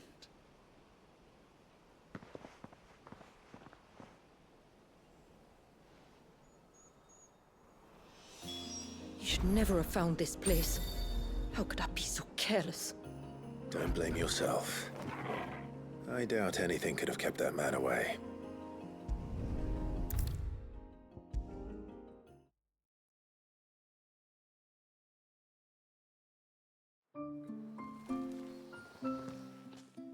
Forgive me. There's nothing to forgive. You two met at the Vale, I take it. When I worked there, yes. To earn the coin that my people need to survive. Though Mysidia is our sanctuary, there are certain necessities that it cannot provide. And for that reason, some of us seek employment beyond the wall. Yet few are the opportunities for followers of a strange faith in a strange land. And so you supported your family as best you could? I did. And I have never regretted it for a moment.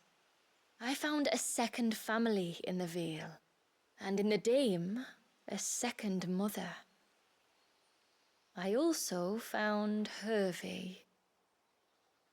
But our love could never be. I knew that if I revealed my secret to him, I would be putting my people in danger. But that if I did not, I would be living a lie, unable to return home. What will happen to him now? Since our people settled in Mysidia, uninvited visitors have been few and far between, but not unknown. Explorers, survivors of shipwrecks, none lasted long. I see. That was before my time, you understand. I've never had to make a decision like this before. Yamila, know that I do not blame you for any of this. It was me who decided to make the trip to shore. Me who exposed our secret. This was my mistake, and I shall bear the responsibility.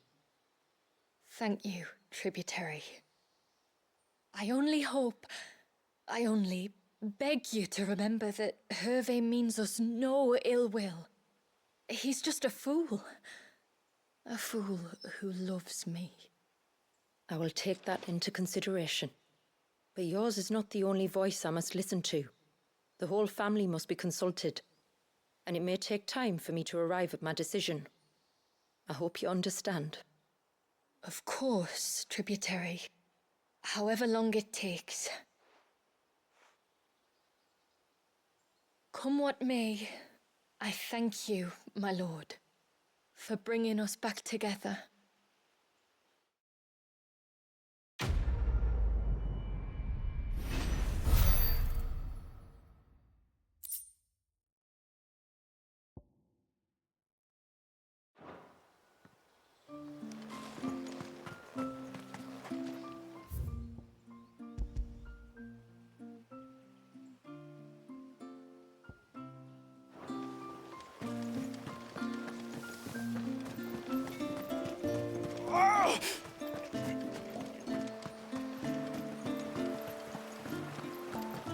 things.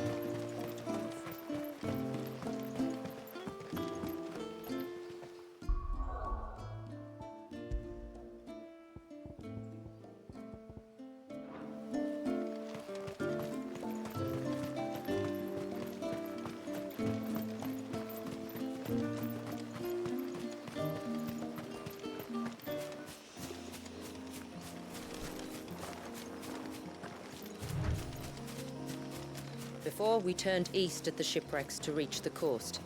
Now we must head in the opposite direction. Left it is, then.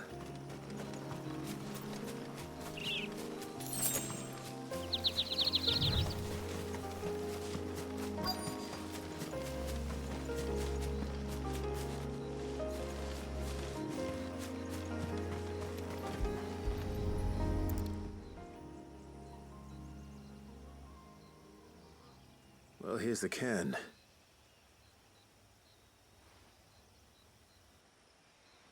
But no sign of Nassef. To the riverbank, then.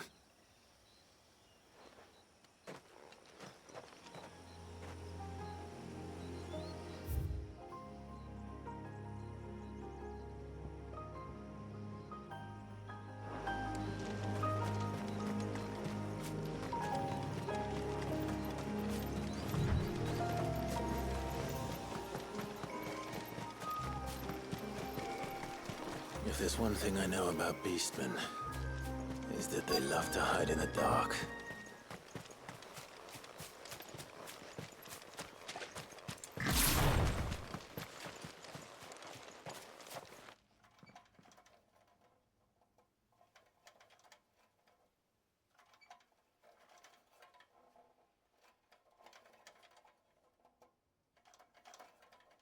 What are they up to?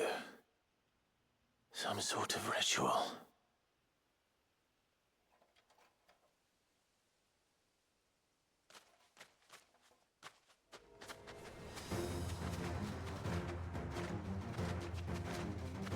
Sorry to disturb you.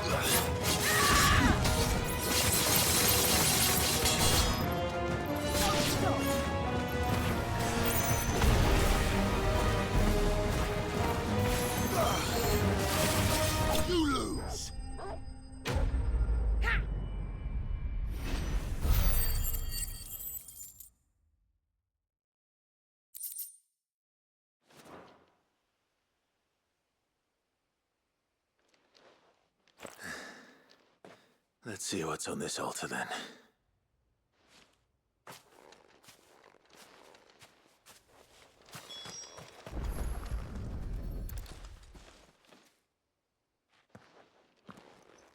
A silver chain. I doubt the Tombries made it. This must be what Fennec was talking about.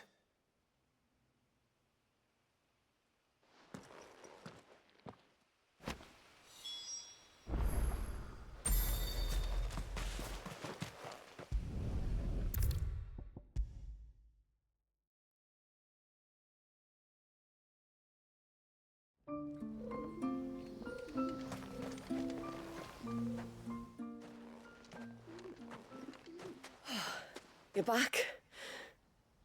Well, did you find anything?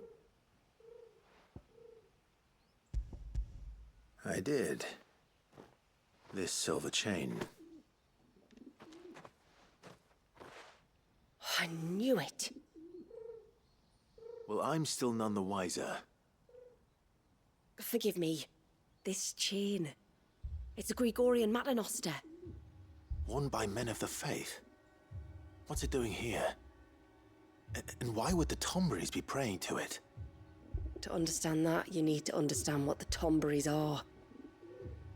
They feed on hatred and suffering. And some say that if you render them an offering, some token of grievance against your fellow man, they will put a curse upon him. So you think someone's put a Tomberry curse on Talor? I can't say for sure.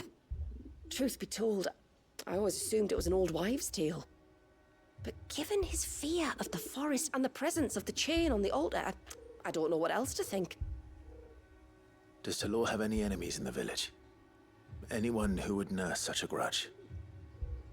No, I believe the one who left the chain at the altar was Talor himself. I beg your pardon? But there's more to the tale, you see. It's said that if you attempt to curse a soul that has returned to the sea already, your ire has nowhere to go but back to its source. You're saying he cursed himself? In trying to curse another, aye. When my father was younger, he was one of the few permitted to venture beyond the wall on trading expeditions. He told us that when he journeyed to Sanbreque, he'd wear that chain to disguise his true beliefs, lest Griega's faithful turn their cudgels on him. Did they ever catch him in his deception? Might that explain the ill will he bears someone? Not that he ever told me. Come now, let's not waste time speculating about Talor's past. We need to focus on the present, and that means finding a way to break the curse. All right. If there's anything I can do to help, let me know. Thank you. I shall. Aye, and thanks for going to all this trouble. Here, it's not much, but I want you to have this. We call it an adder stone. It's a gatherer's charm. Reacts to certain rare minerals we use in crafting. Makes them ring out like a bell, stuff you'd have no chance of spotting otherwise. If you find anything, see that you bring it back to me. I can make you some decent gear with it. If you're interested, like. I am, thank you. And I'll be sure to pay you a visit. Until then, I wish your father a swift recovery.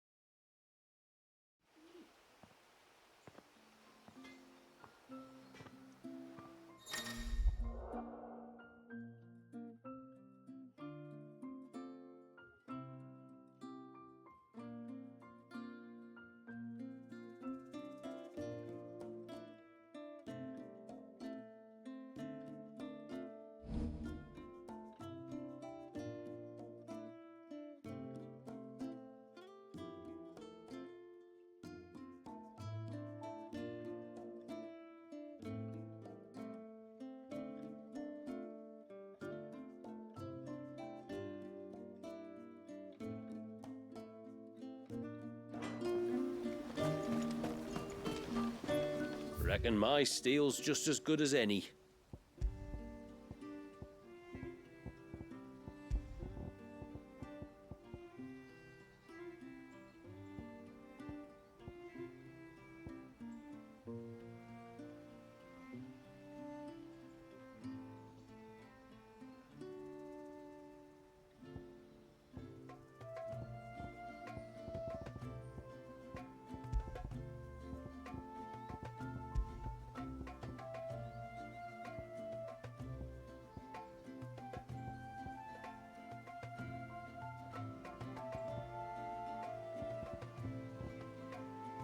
A good tide to you.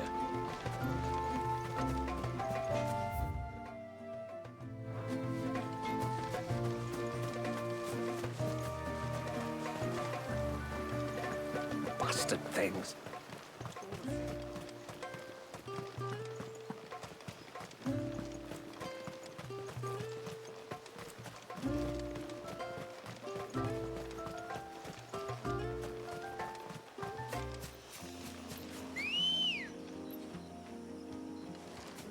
Ready, go?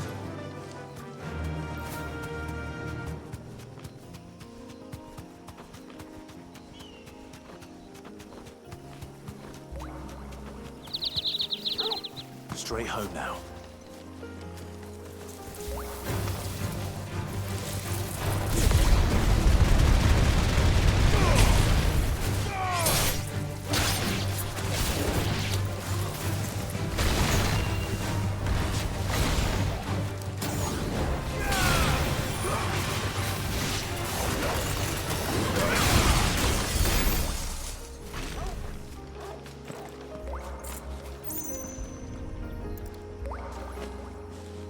This is the mineral Pavar was talking about. The one that rings out like a bell.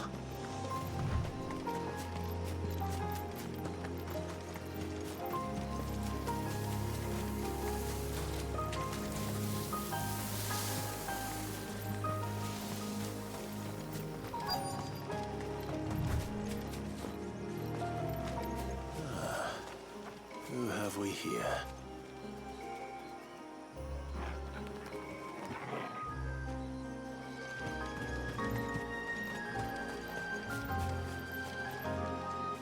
I'm looking for a man named Nassef. Aye, I know him. Takes care of the cans. Wait, you didn't think I was him, did you? Sorry, mate, I'm just out to gym myself a few ibexes. What do you want with the lad, anyway? His friend, Katav, asked me to look for him. Apparently he ventured out to work on one of these cans and didn't return. Well, that is a worry. You're a hunter, yes? You must know the woods as well as anyone. Can you think where he might have gone? There's a bridge further down the path. Blasted thing got washed away a few moons back. Our carpenter only recently had time to rebuild it. But if I remember rightly, there is another cairn on the far side. Maybe he decided to visit that one while he was here. Maybe. It's worth a look, certainly. Thank you. Don't mention it. I'll keep an eye out too. Perhaps he just got delayed or something. Let's hope so.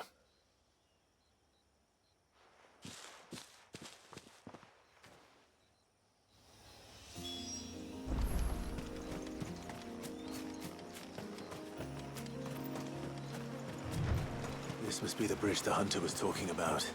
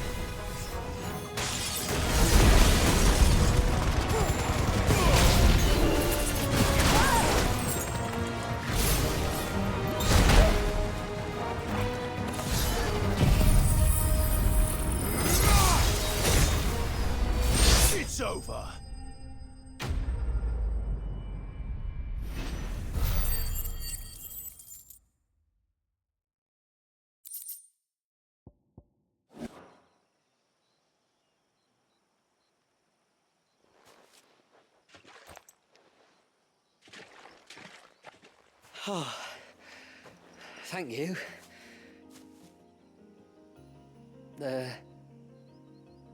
I'm the tributary's guest. And you must be Nassef. I am? But how do you know that? Your friend Katav asked me to look for you when you didn't return. I'm sorry. I was so focused on attuning the cairn, I didn't see those creatures come until it was too late. How exactly do they work? Oh, there are crystals inside. They're what keeps the glamour going. Should the ether cease to flow through too many of them, our shroud would quickly unravel. It's my job to make sure that doesn't happen. And an important job it is. But you'll struggle to do it if you're dead. You need to take more care. Yeah, no arguments there. The truth is, me and Katav usually work together, watching each other's backs like. But when we heard outsiders were coming, we split up to get the job done faster, so things would be perfect for your arrival. Stupid, I know. So you found him then? Not before the local fauna did. My arrival seemed to put them off their dinner. Mustn't have been hungry after all. Expect you'll be wanting someone to escort you back to the village then, Nassef. Woods are full of nasties today. When you're next in Haven, be sure to come and see us. You saved my life. It's only right I repay you. If you insist.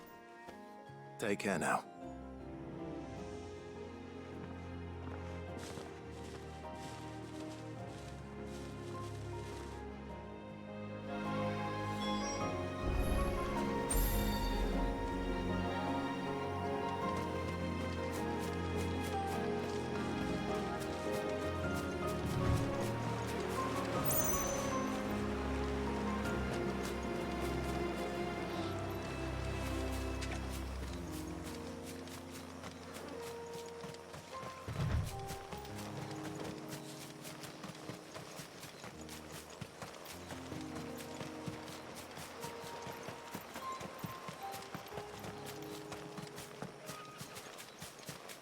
That's better.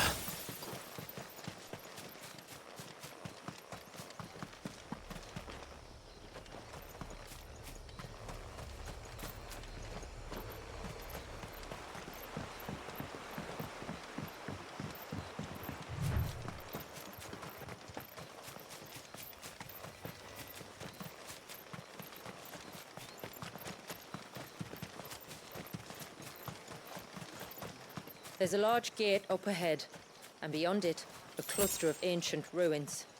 The temple, or the Heir of Hours as my people call it, can only be reached by passing through them.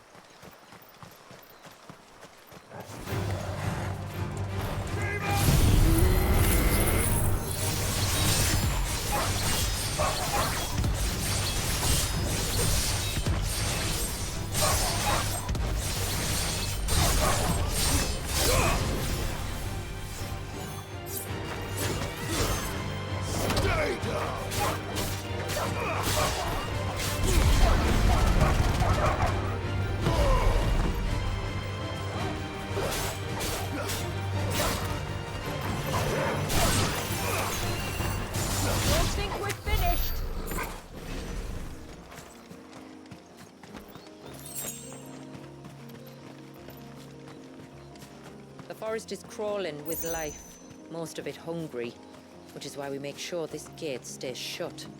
And why you carry that impressive-looking axe, I presume. Noticed her, have you?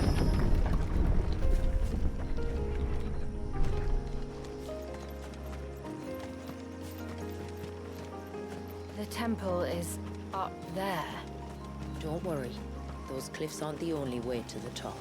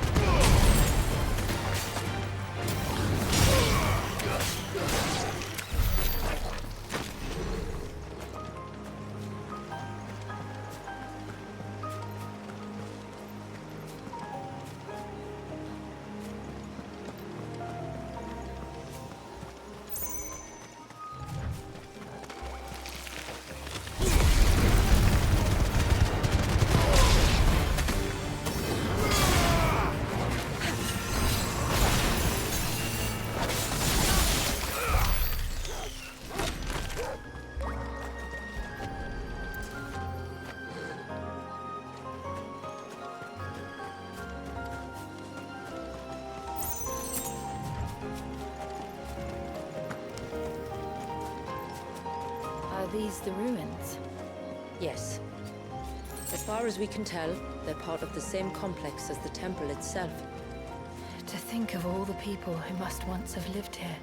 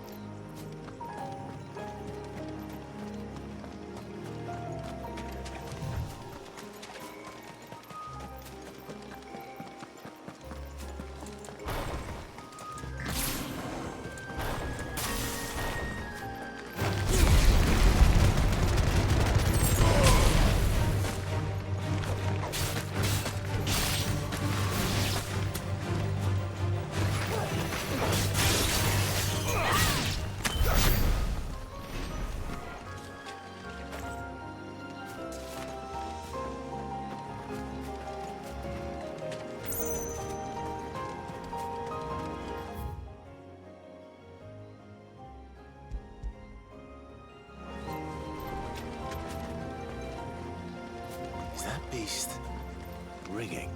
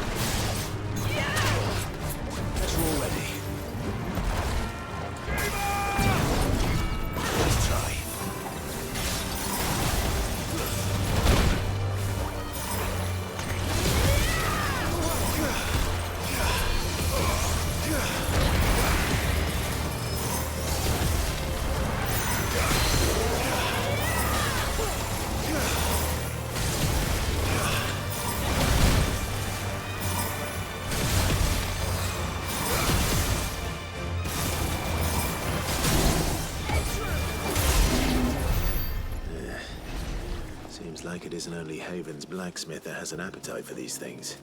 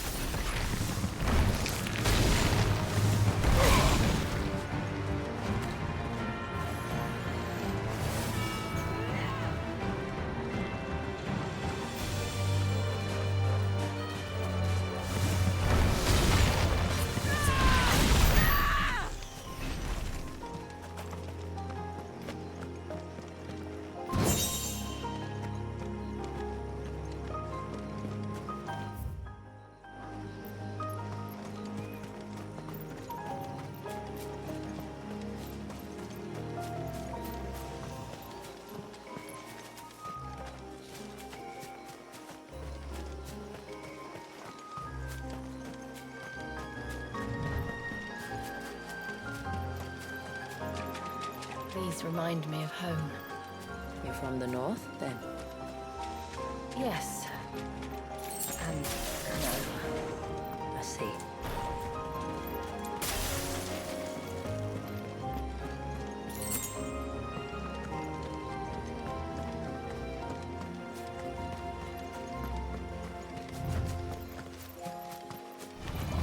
This won't be easy.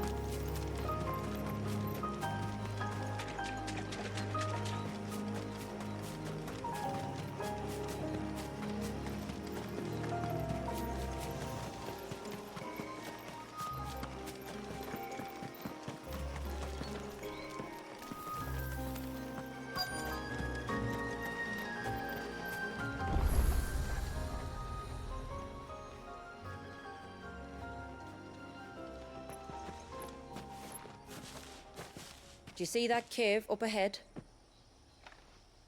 Whoever lived here carved a flight of stairs into the stone within. A way to the top. And whatever it is that awaits us there.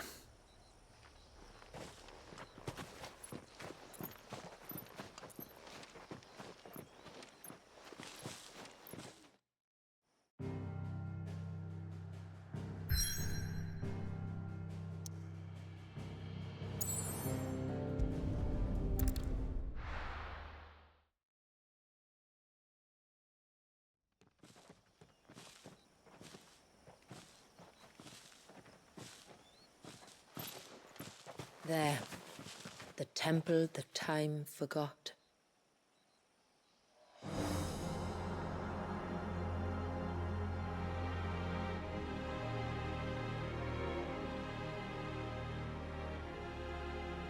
And the Varys inside. Yes. You can see the spell's path from the nave.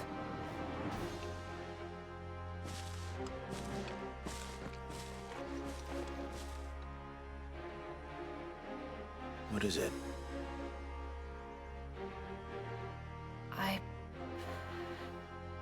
I don't know. It's probably nothing.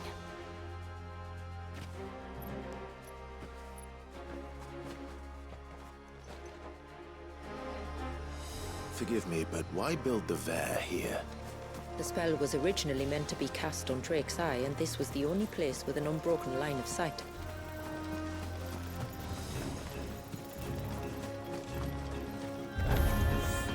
The Tonberries like to think these ruins are their own. They look none too pleased to see us.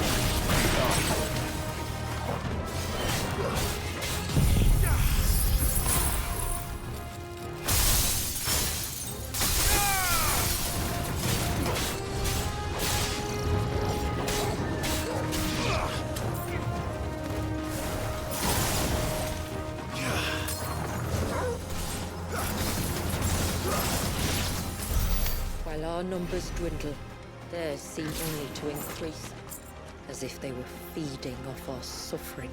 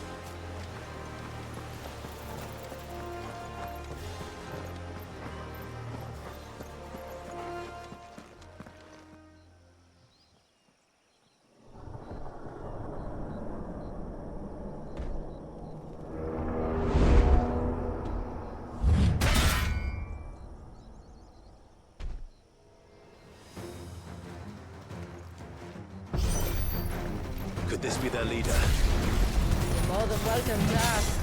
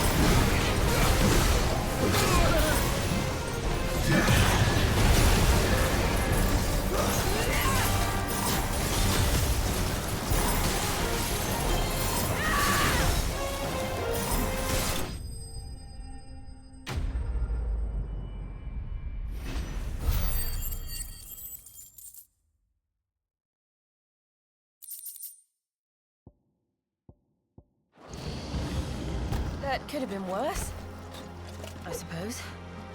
Aye, well, if the forest's taught me anything, it's that there's always something worse.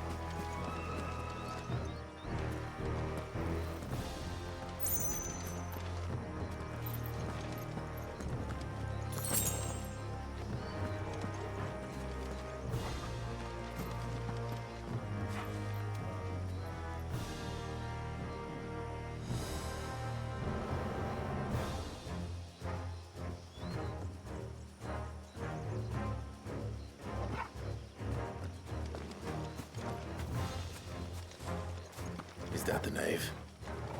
Just inside the dome, yes.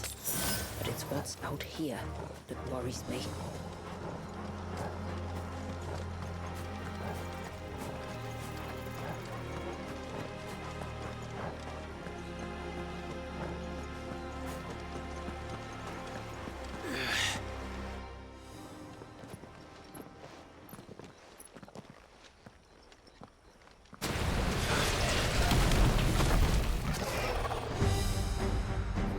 Thinking they'd all migrated south.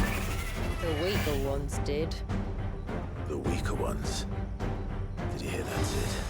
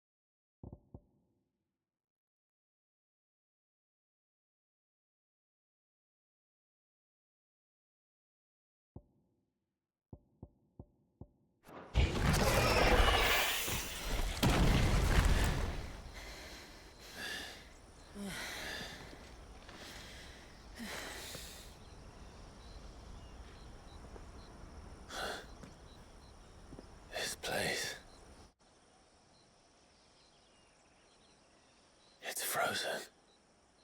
Just like the surge.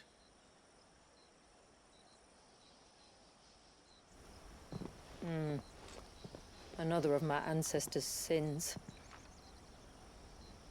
Shall we?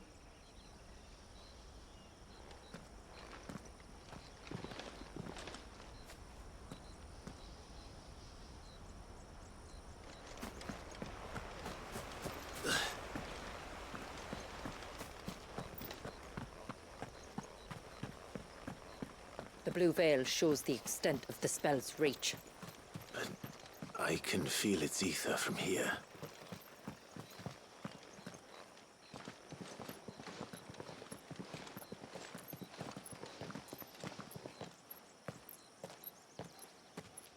Shula, wait.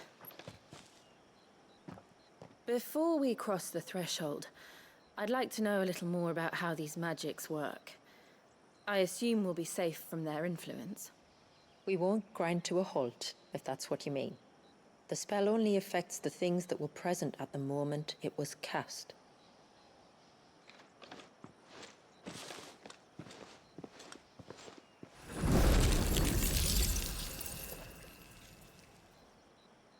You see?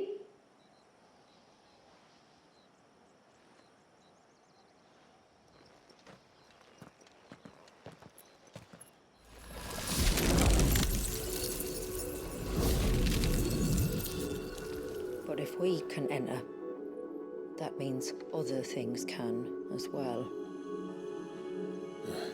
Like the ones we saw on the way here. And worse, probably.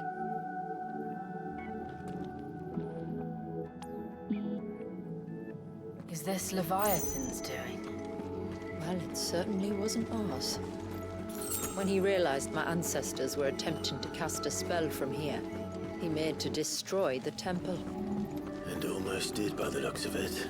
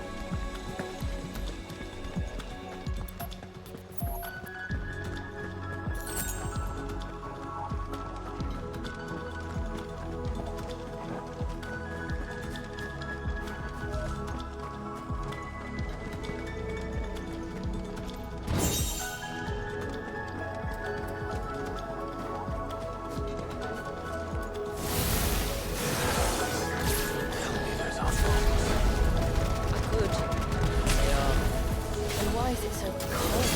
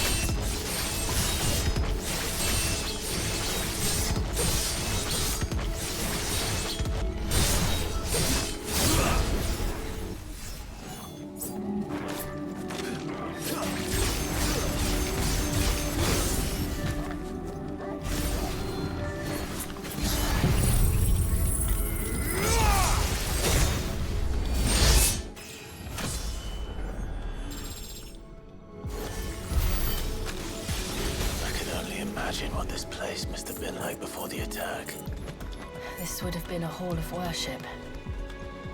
There was something similar in my father's keep.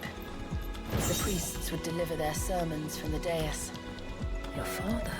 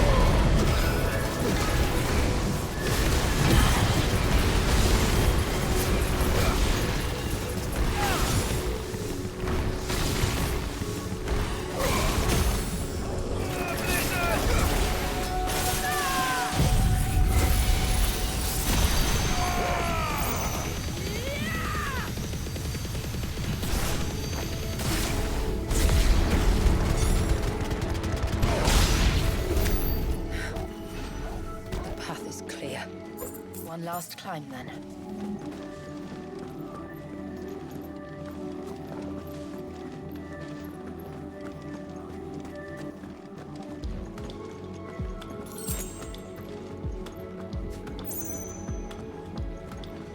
The fair.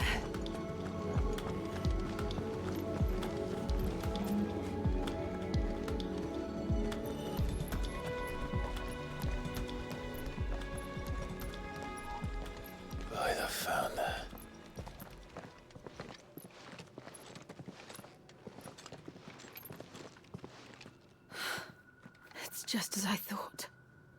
Jill, does this ether not feel somehow? Familiar, yes. I sensed it the moment we arrived, though I wasn't sure until now. You can feel it too, can't you, Clive? She's calling us. You don't mean the witch? I do. Though she was more than that. Much more. She was a dominant. A dominant who once commanded the icon that now resides in both me and Clive. Of course. I don't know why I didn't see it. Who else would have the power to freeze time? None other than Shiva herself. But for her ether to endure after all these years, it's almost as if...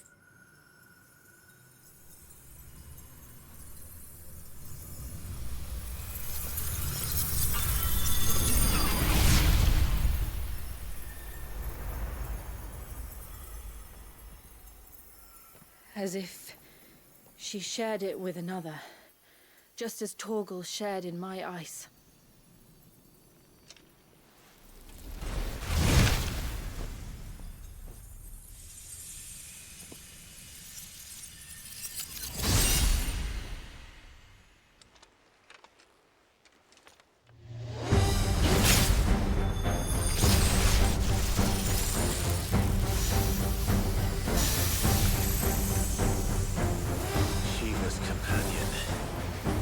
Something tells me he's not as friendly as us.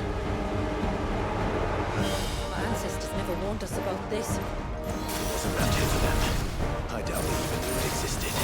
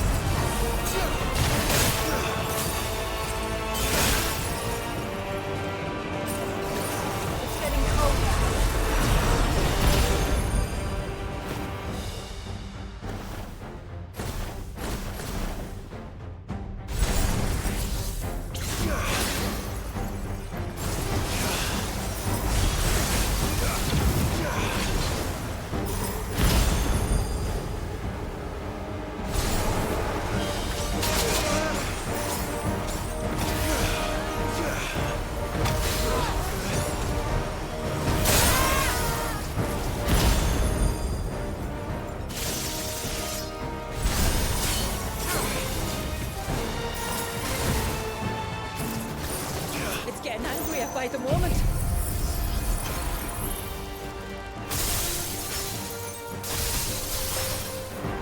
We better cut this short.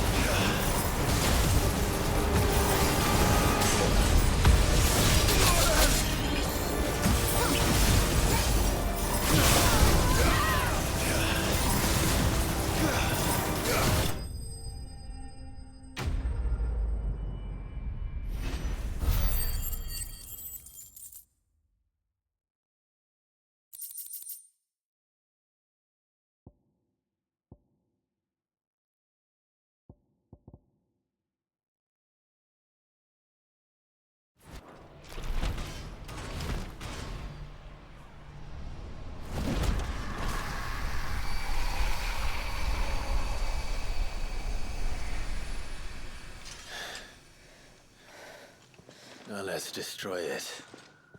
And put an end to this. Wait. The spell must be weakened, not undone.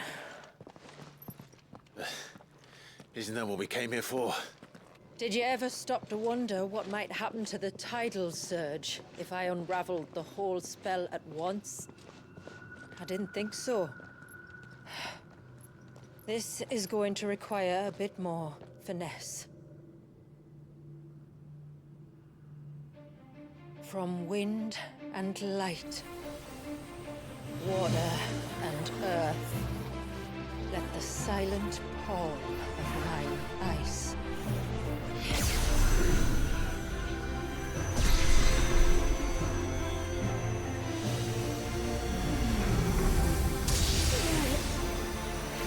There's too much ether.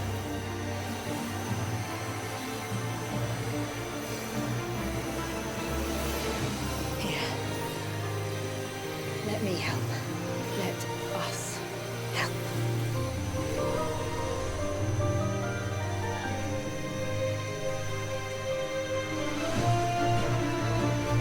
Almost.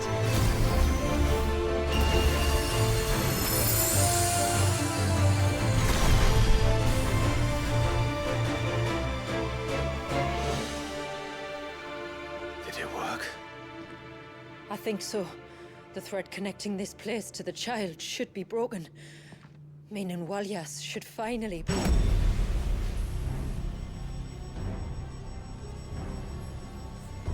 Free once more.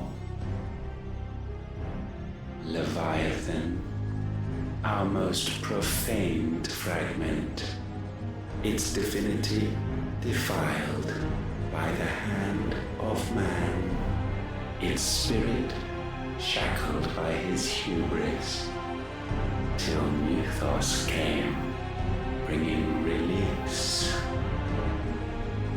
Now, let the sins of man be redeemed by the hand of the servant of God.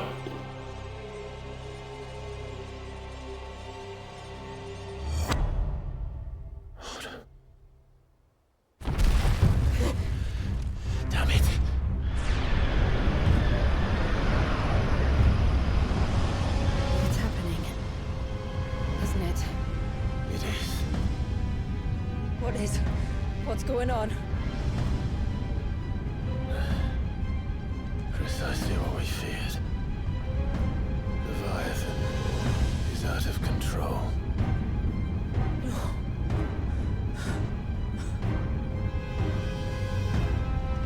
Don't despair. This isn't over yet. You should head back to the village and get everyone to higher ground. As for the rest,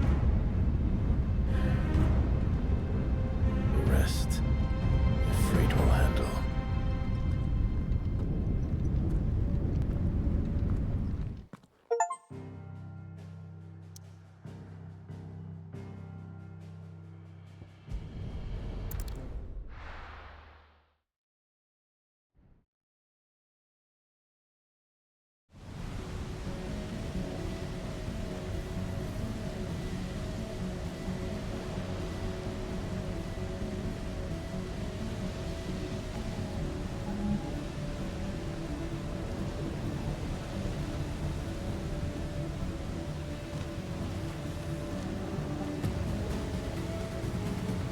After 80 years of imprisonment, I'd be angry too.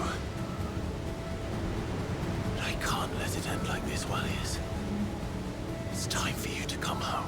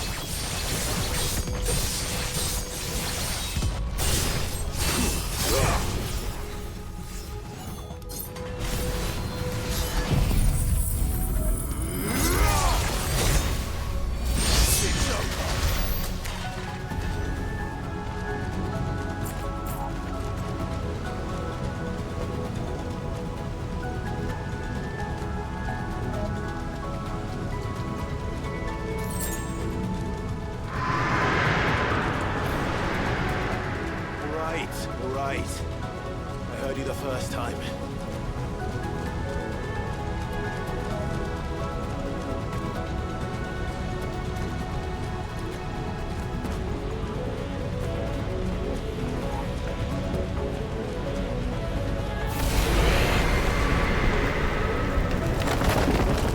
I'm not here to hurt you, Wallius!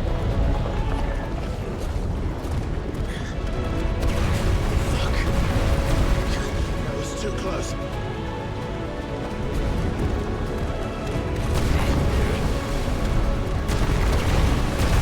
Enough!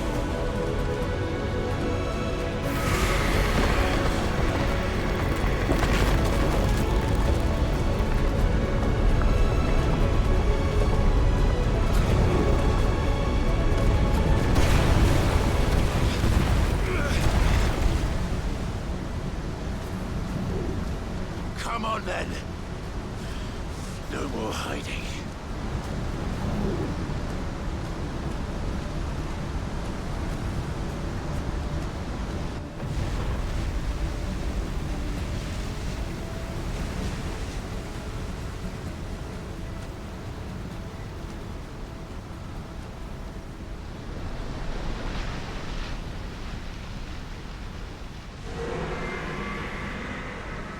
Wallius!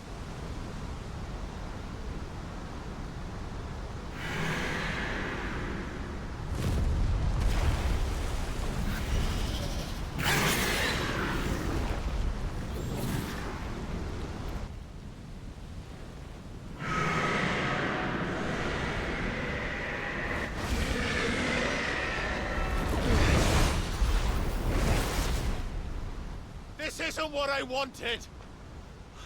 I only hope you can forgive me.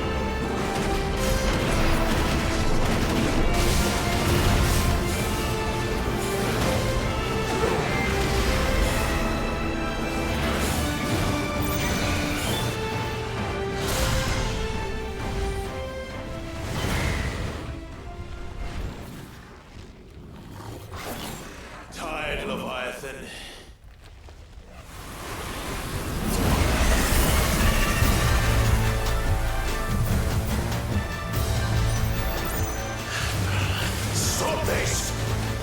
I'm not here to play!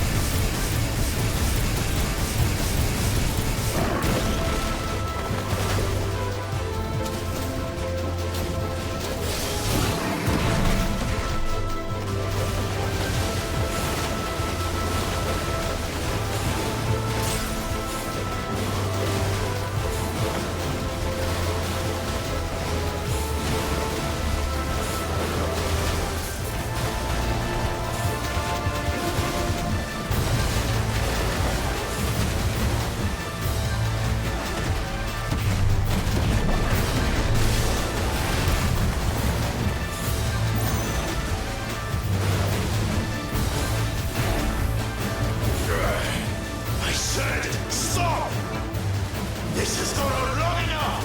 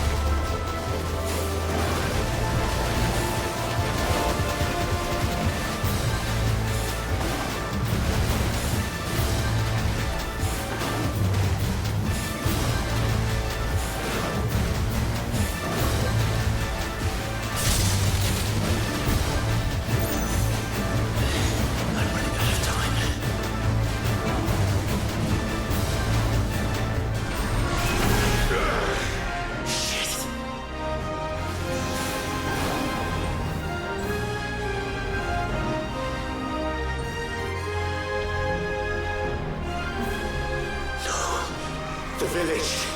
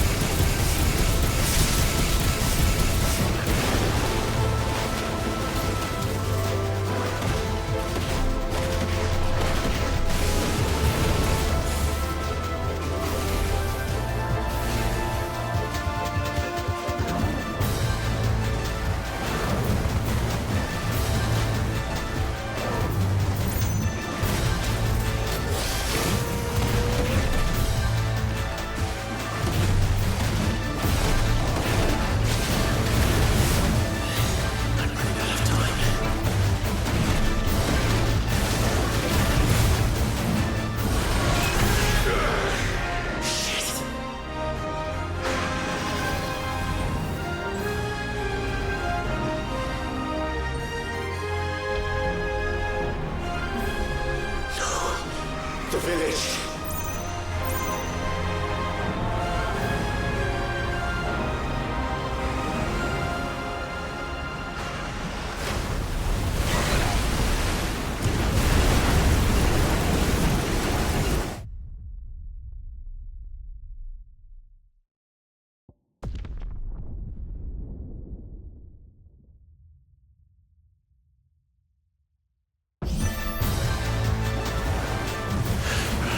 Stop this!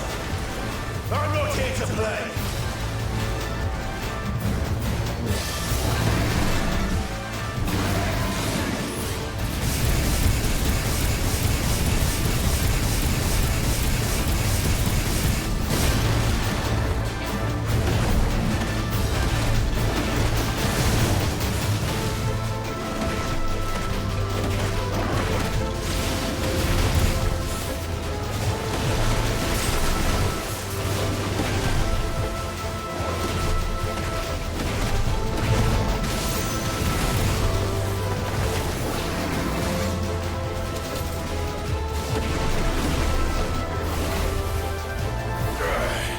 I said, stop!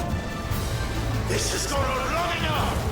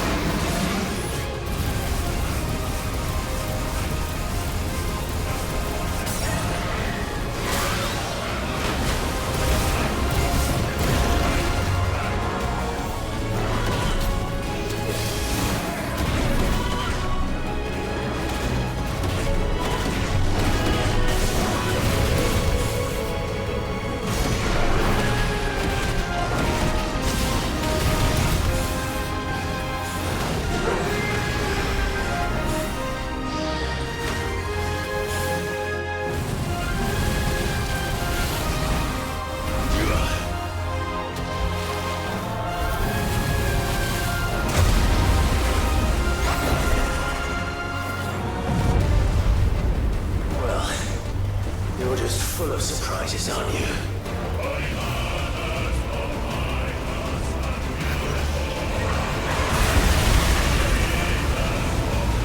Garita will be proud.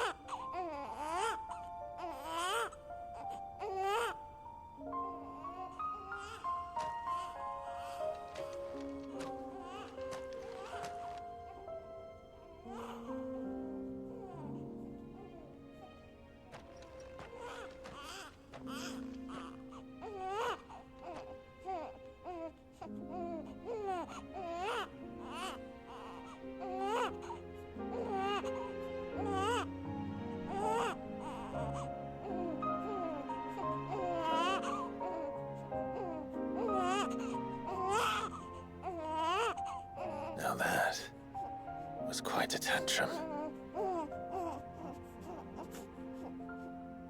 Clive! Where is he?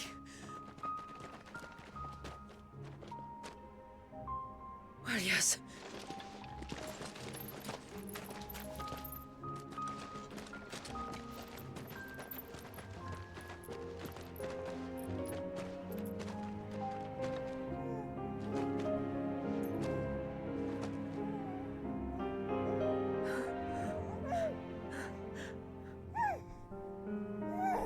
He's adorable. He is now. But did you see him a few moments ago? Clive, I don't know how to thank you.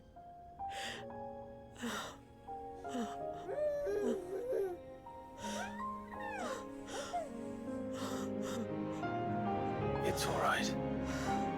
We should find him a dry blanket now.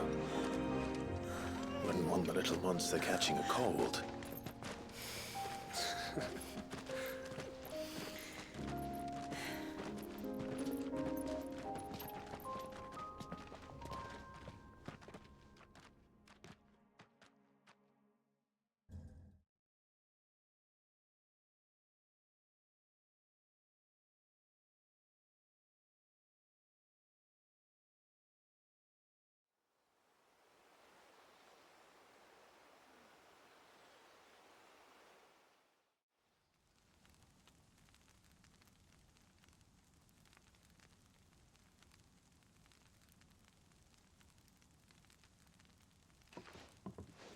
There.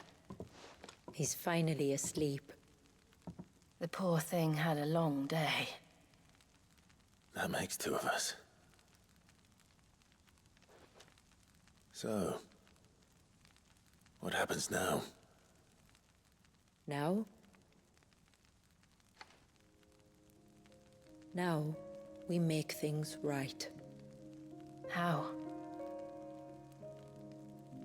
By providing Walyas what he was denied. A place to learn and grow. A family to love and protect him. So that one day, when the wounds in his heart and mind have finally healed, he might decide for himself how he'd like to live the rest of his life. But until then, I'll stay by his side, come what may. Then he's a lucky boy. And not only because he'll have the best warrior this side of the belt to teach him the battle axe. She'll do her best. Shula, the beast that threatened your home is tamed. The empire that threatened your people toppled. Might it not be time to cast off your ancestors' glamour and retake your place in the Twins? Perhaps. It's not as if we have the crystals to maintain the wall much longer. But are we truly safe? Is the world truly ready to accept us for who we are and what we believe? If I remember rightly, you and yours still choose to remain hidden, do you not? We do. Well, your people will always be welcome in Haven, regardless. As will yours in the hideaway. We're allies now. If there's anything you need from us, supplies, food, equipment, do not hesitate to ask. It's kind of you to offer. But we'll manage, just as we always have. Besides, I suspect you'll be needing everything at your disposal if you're going to save the world.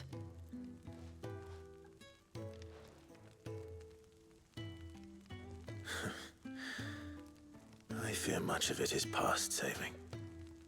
The best we can do is strive to turn what's left into a world where we can all live as equals. A noble endeavor. And there'll be a place in this world for us, will there?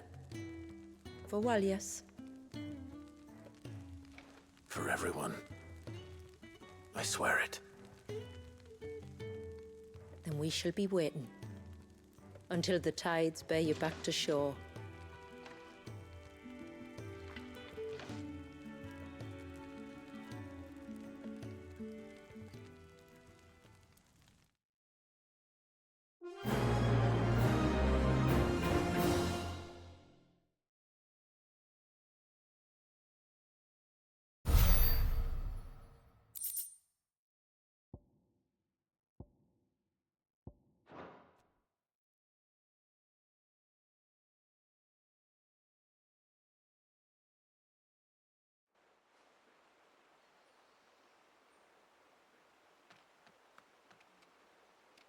Do you think he'll be all right?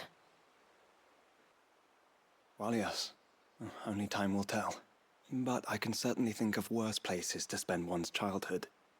The Moats of Water are a fine people, and they will take good care of him. Up by the Ver, Ultima spoke to me. He called Leviathan his most profaned fragment, and told me to redeem the sins that had laid him low. Is that so? The sins of Wallius's ancestors were grave indeed. To force him to prime at so tender an age. And to freeze him in time, that he might never know what it was to live. Yet I doubt either of those crimes was the source of Ultima's displeasure. It was that the Icon's power had been put to another purpose than the one he intended. To him, Leviathan must have seemed an aberration. Could that be why Ultima made no attempt to lead me to him? The fear that this profaned fragment might corrupt his vessel somehow. Perhaps. Or perhaps he simply deemed Leviathan surplus to requirements. Having concluded that his vessel might be made to serve his purposes without the full sum of his power. His purposes? There's no escaping them. Even here. Hidden away in Mysidia, the blessing of the crystals proved nothing but a prison. A prison into which Wallius was born, and from which freedom is hard won. If the world doesn't change, if we don't change it, he'll end up suffering the same fate as every dominant who came before him. Then we must change it. That we must. And we shall.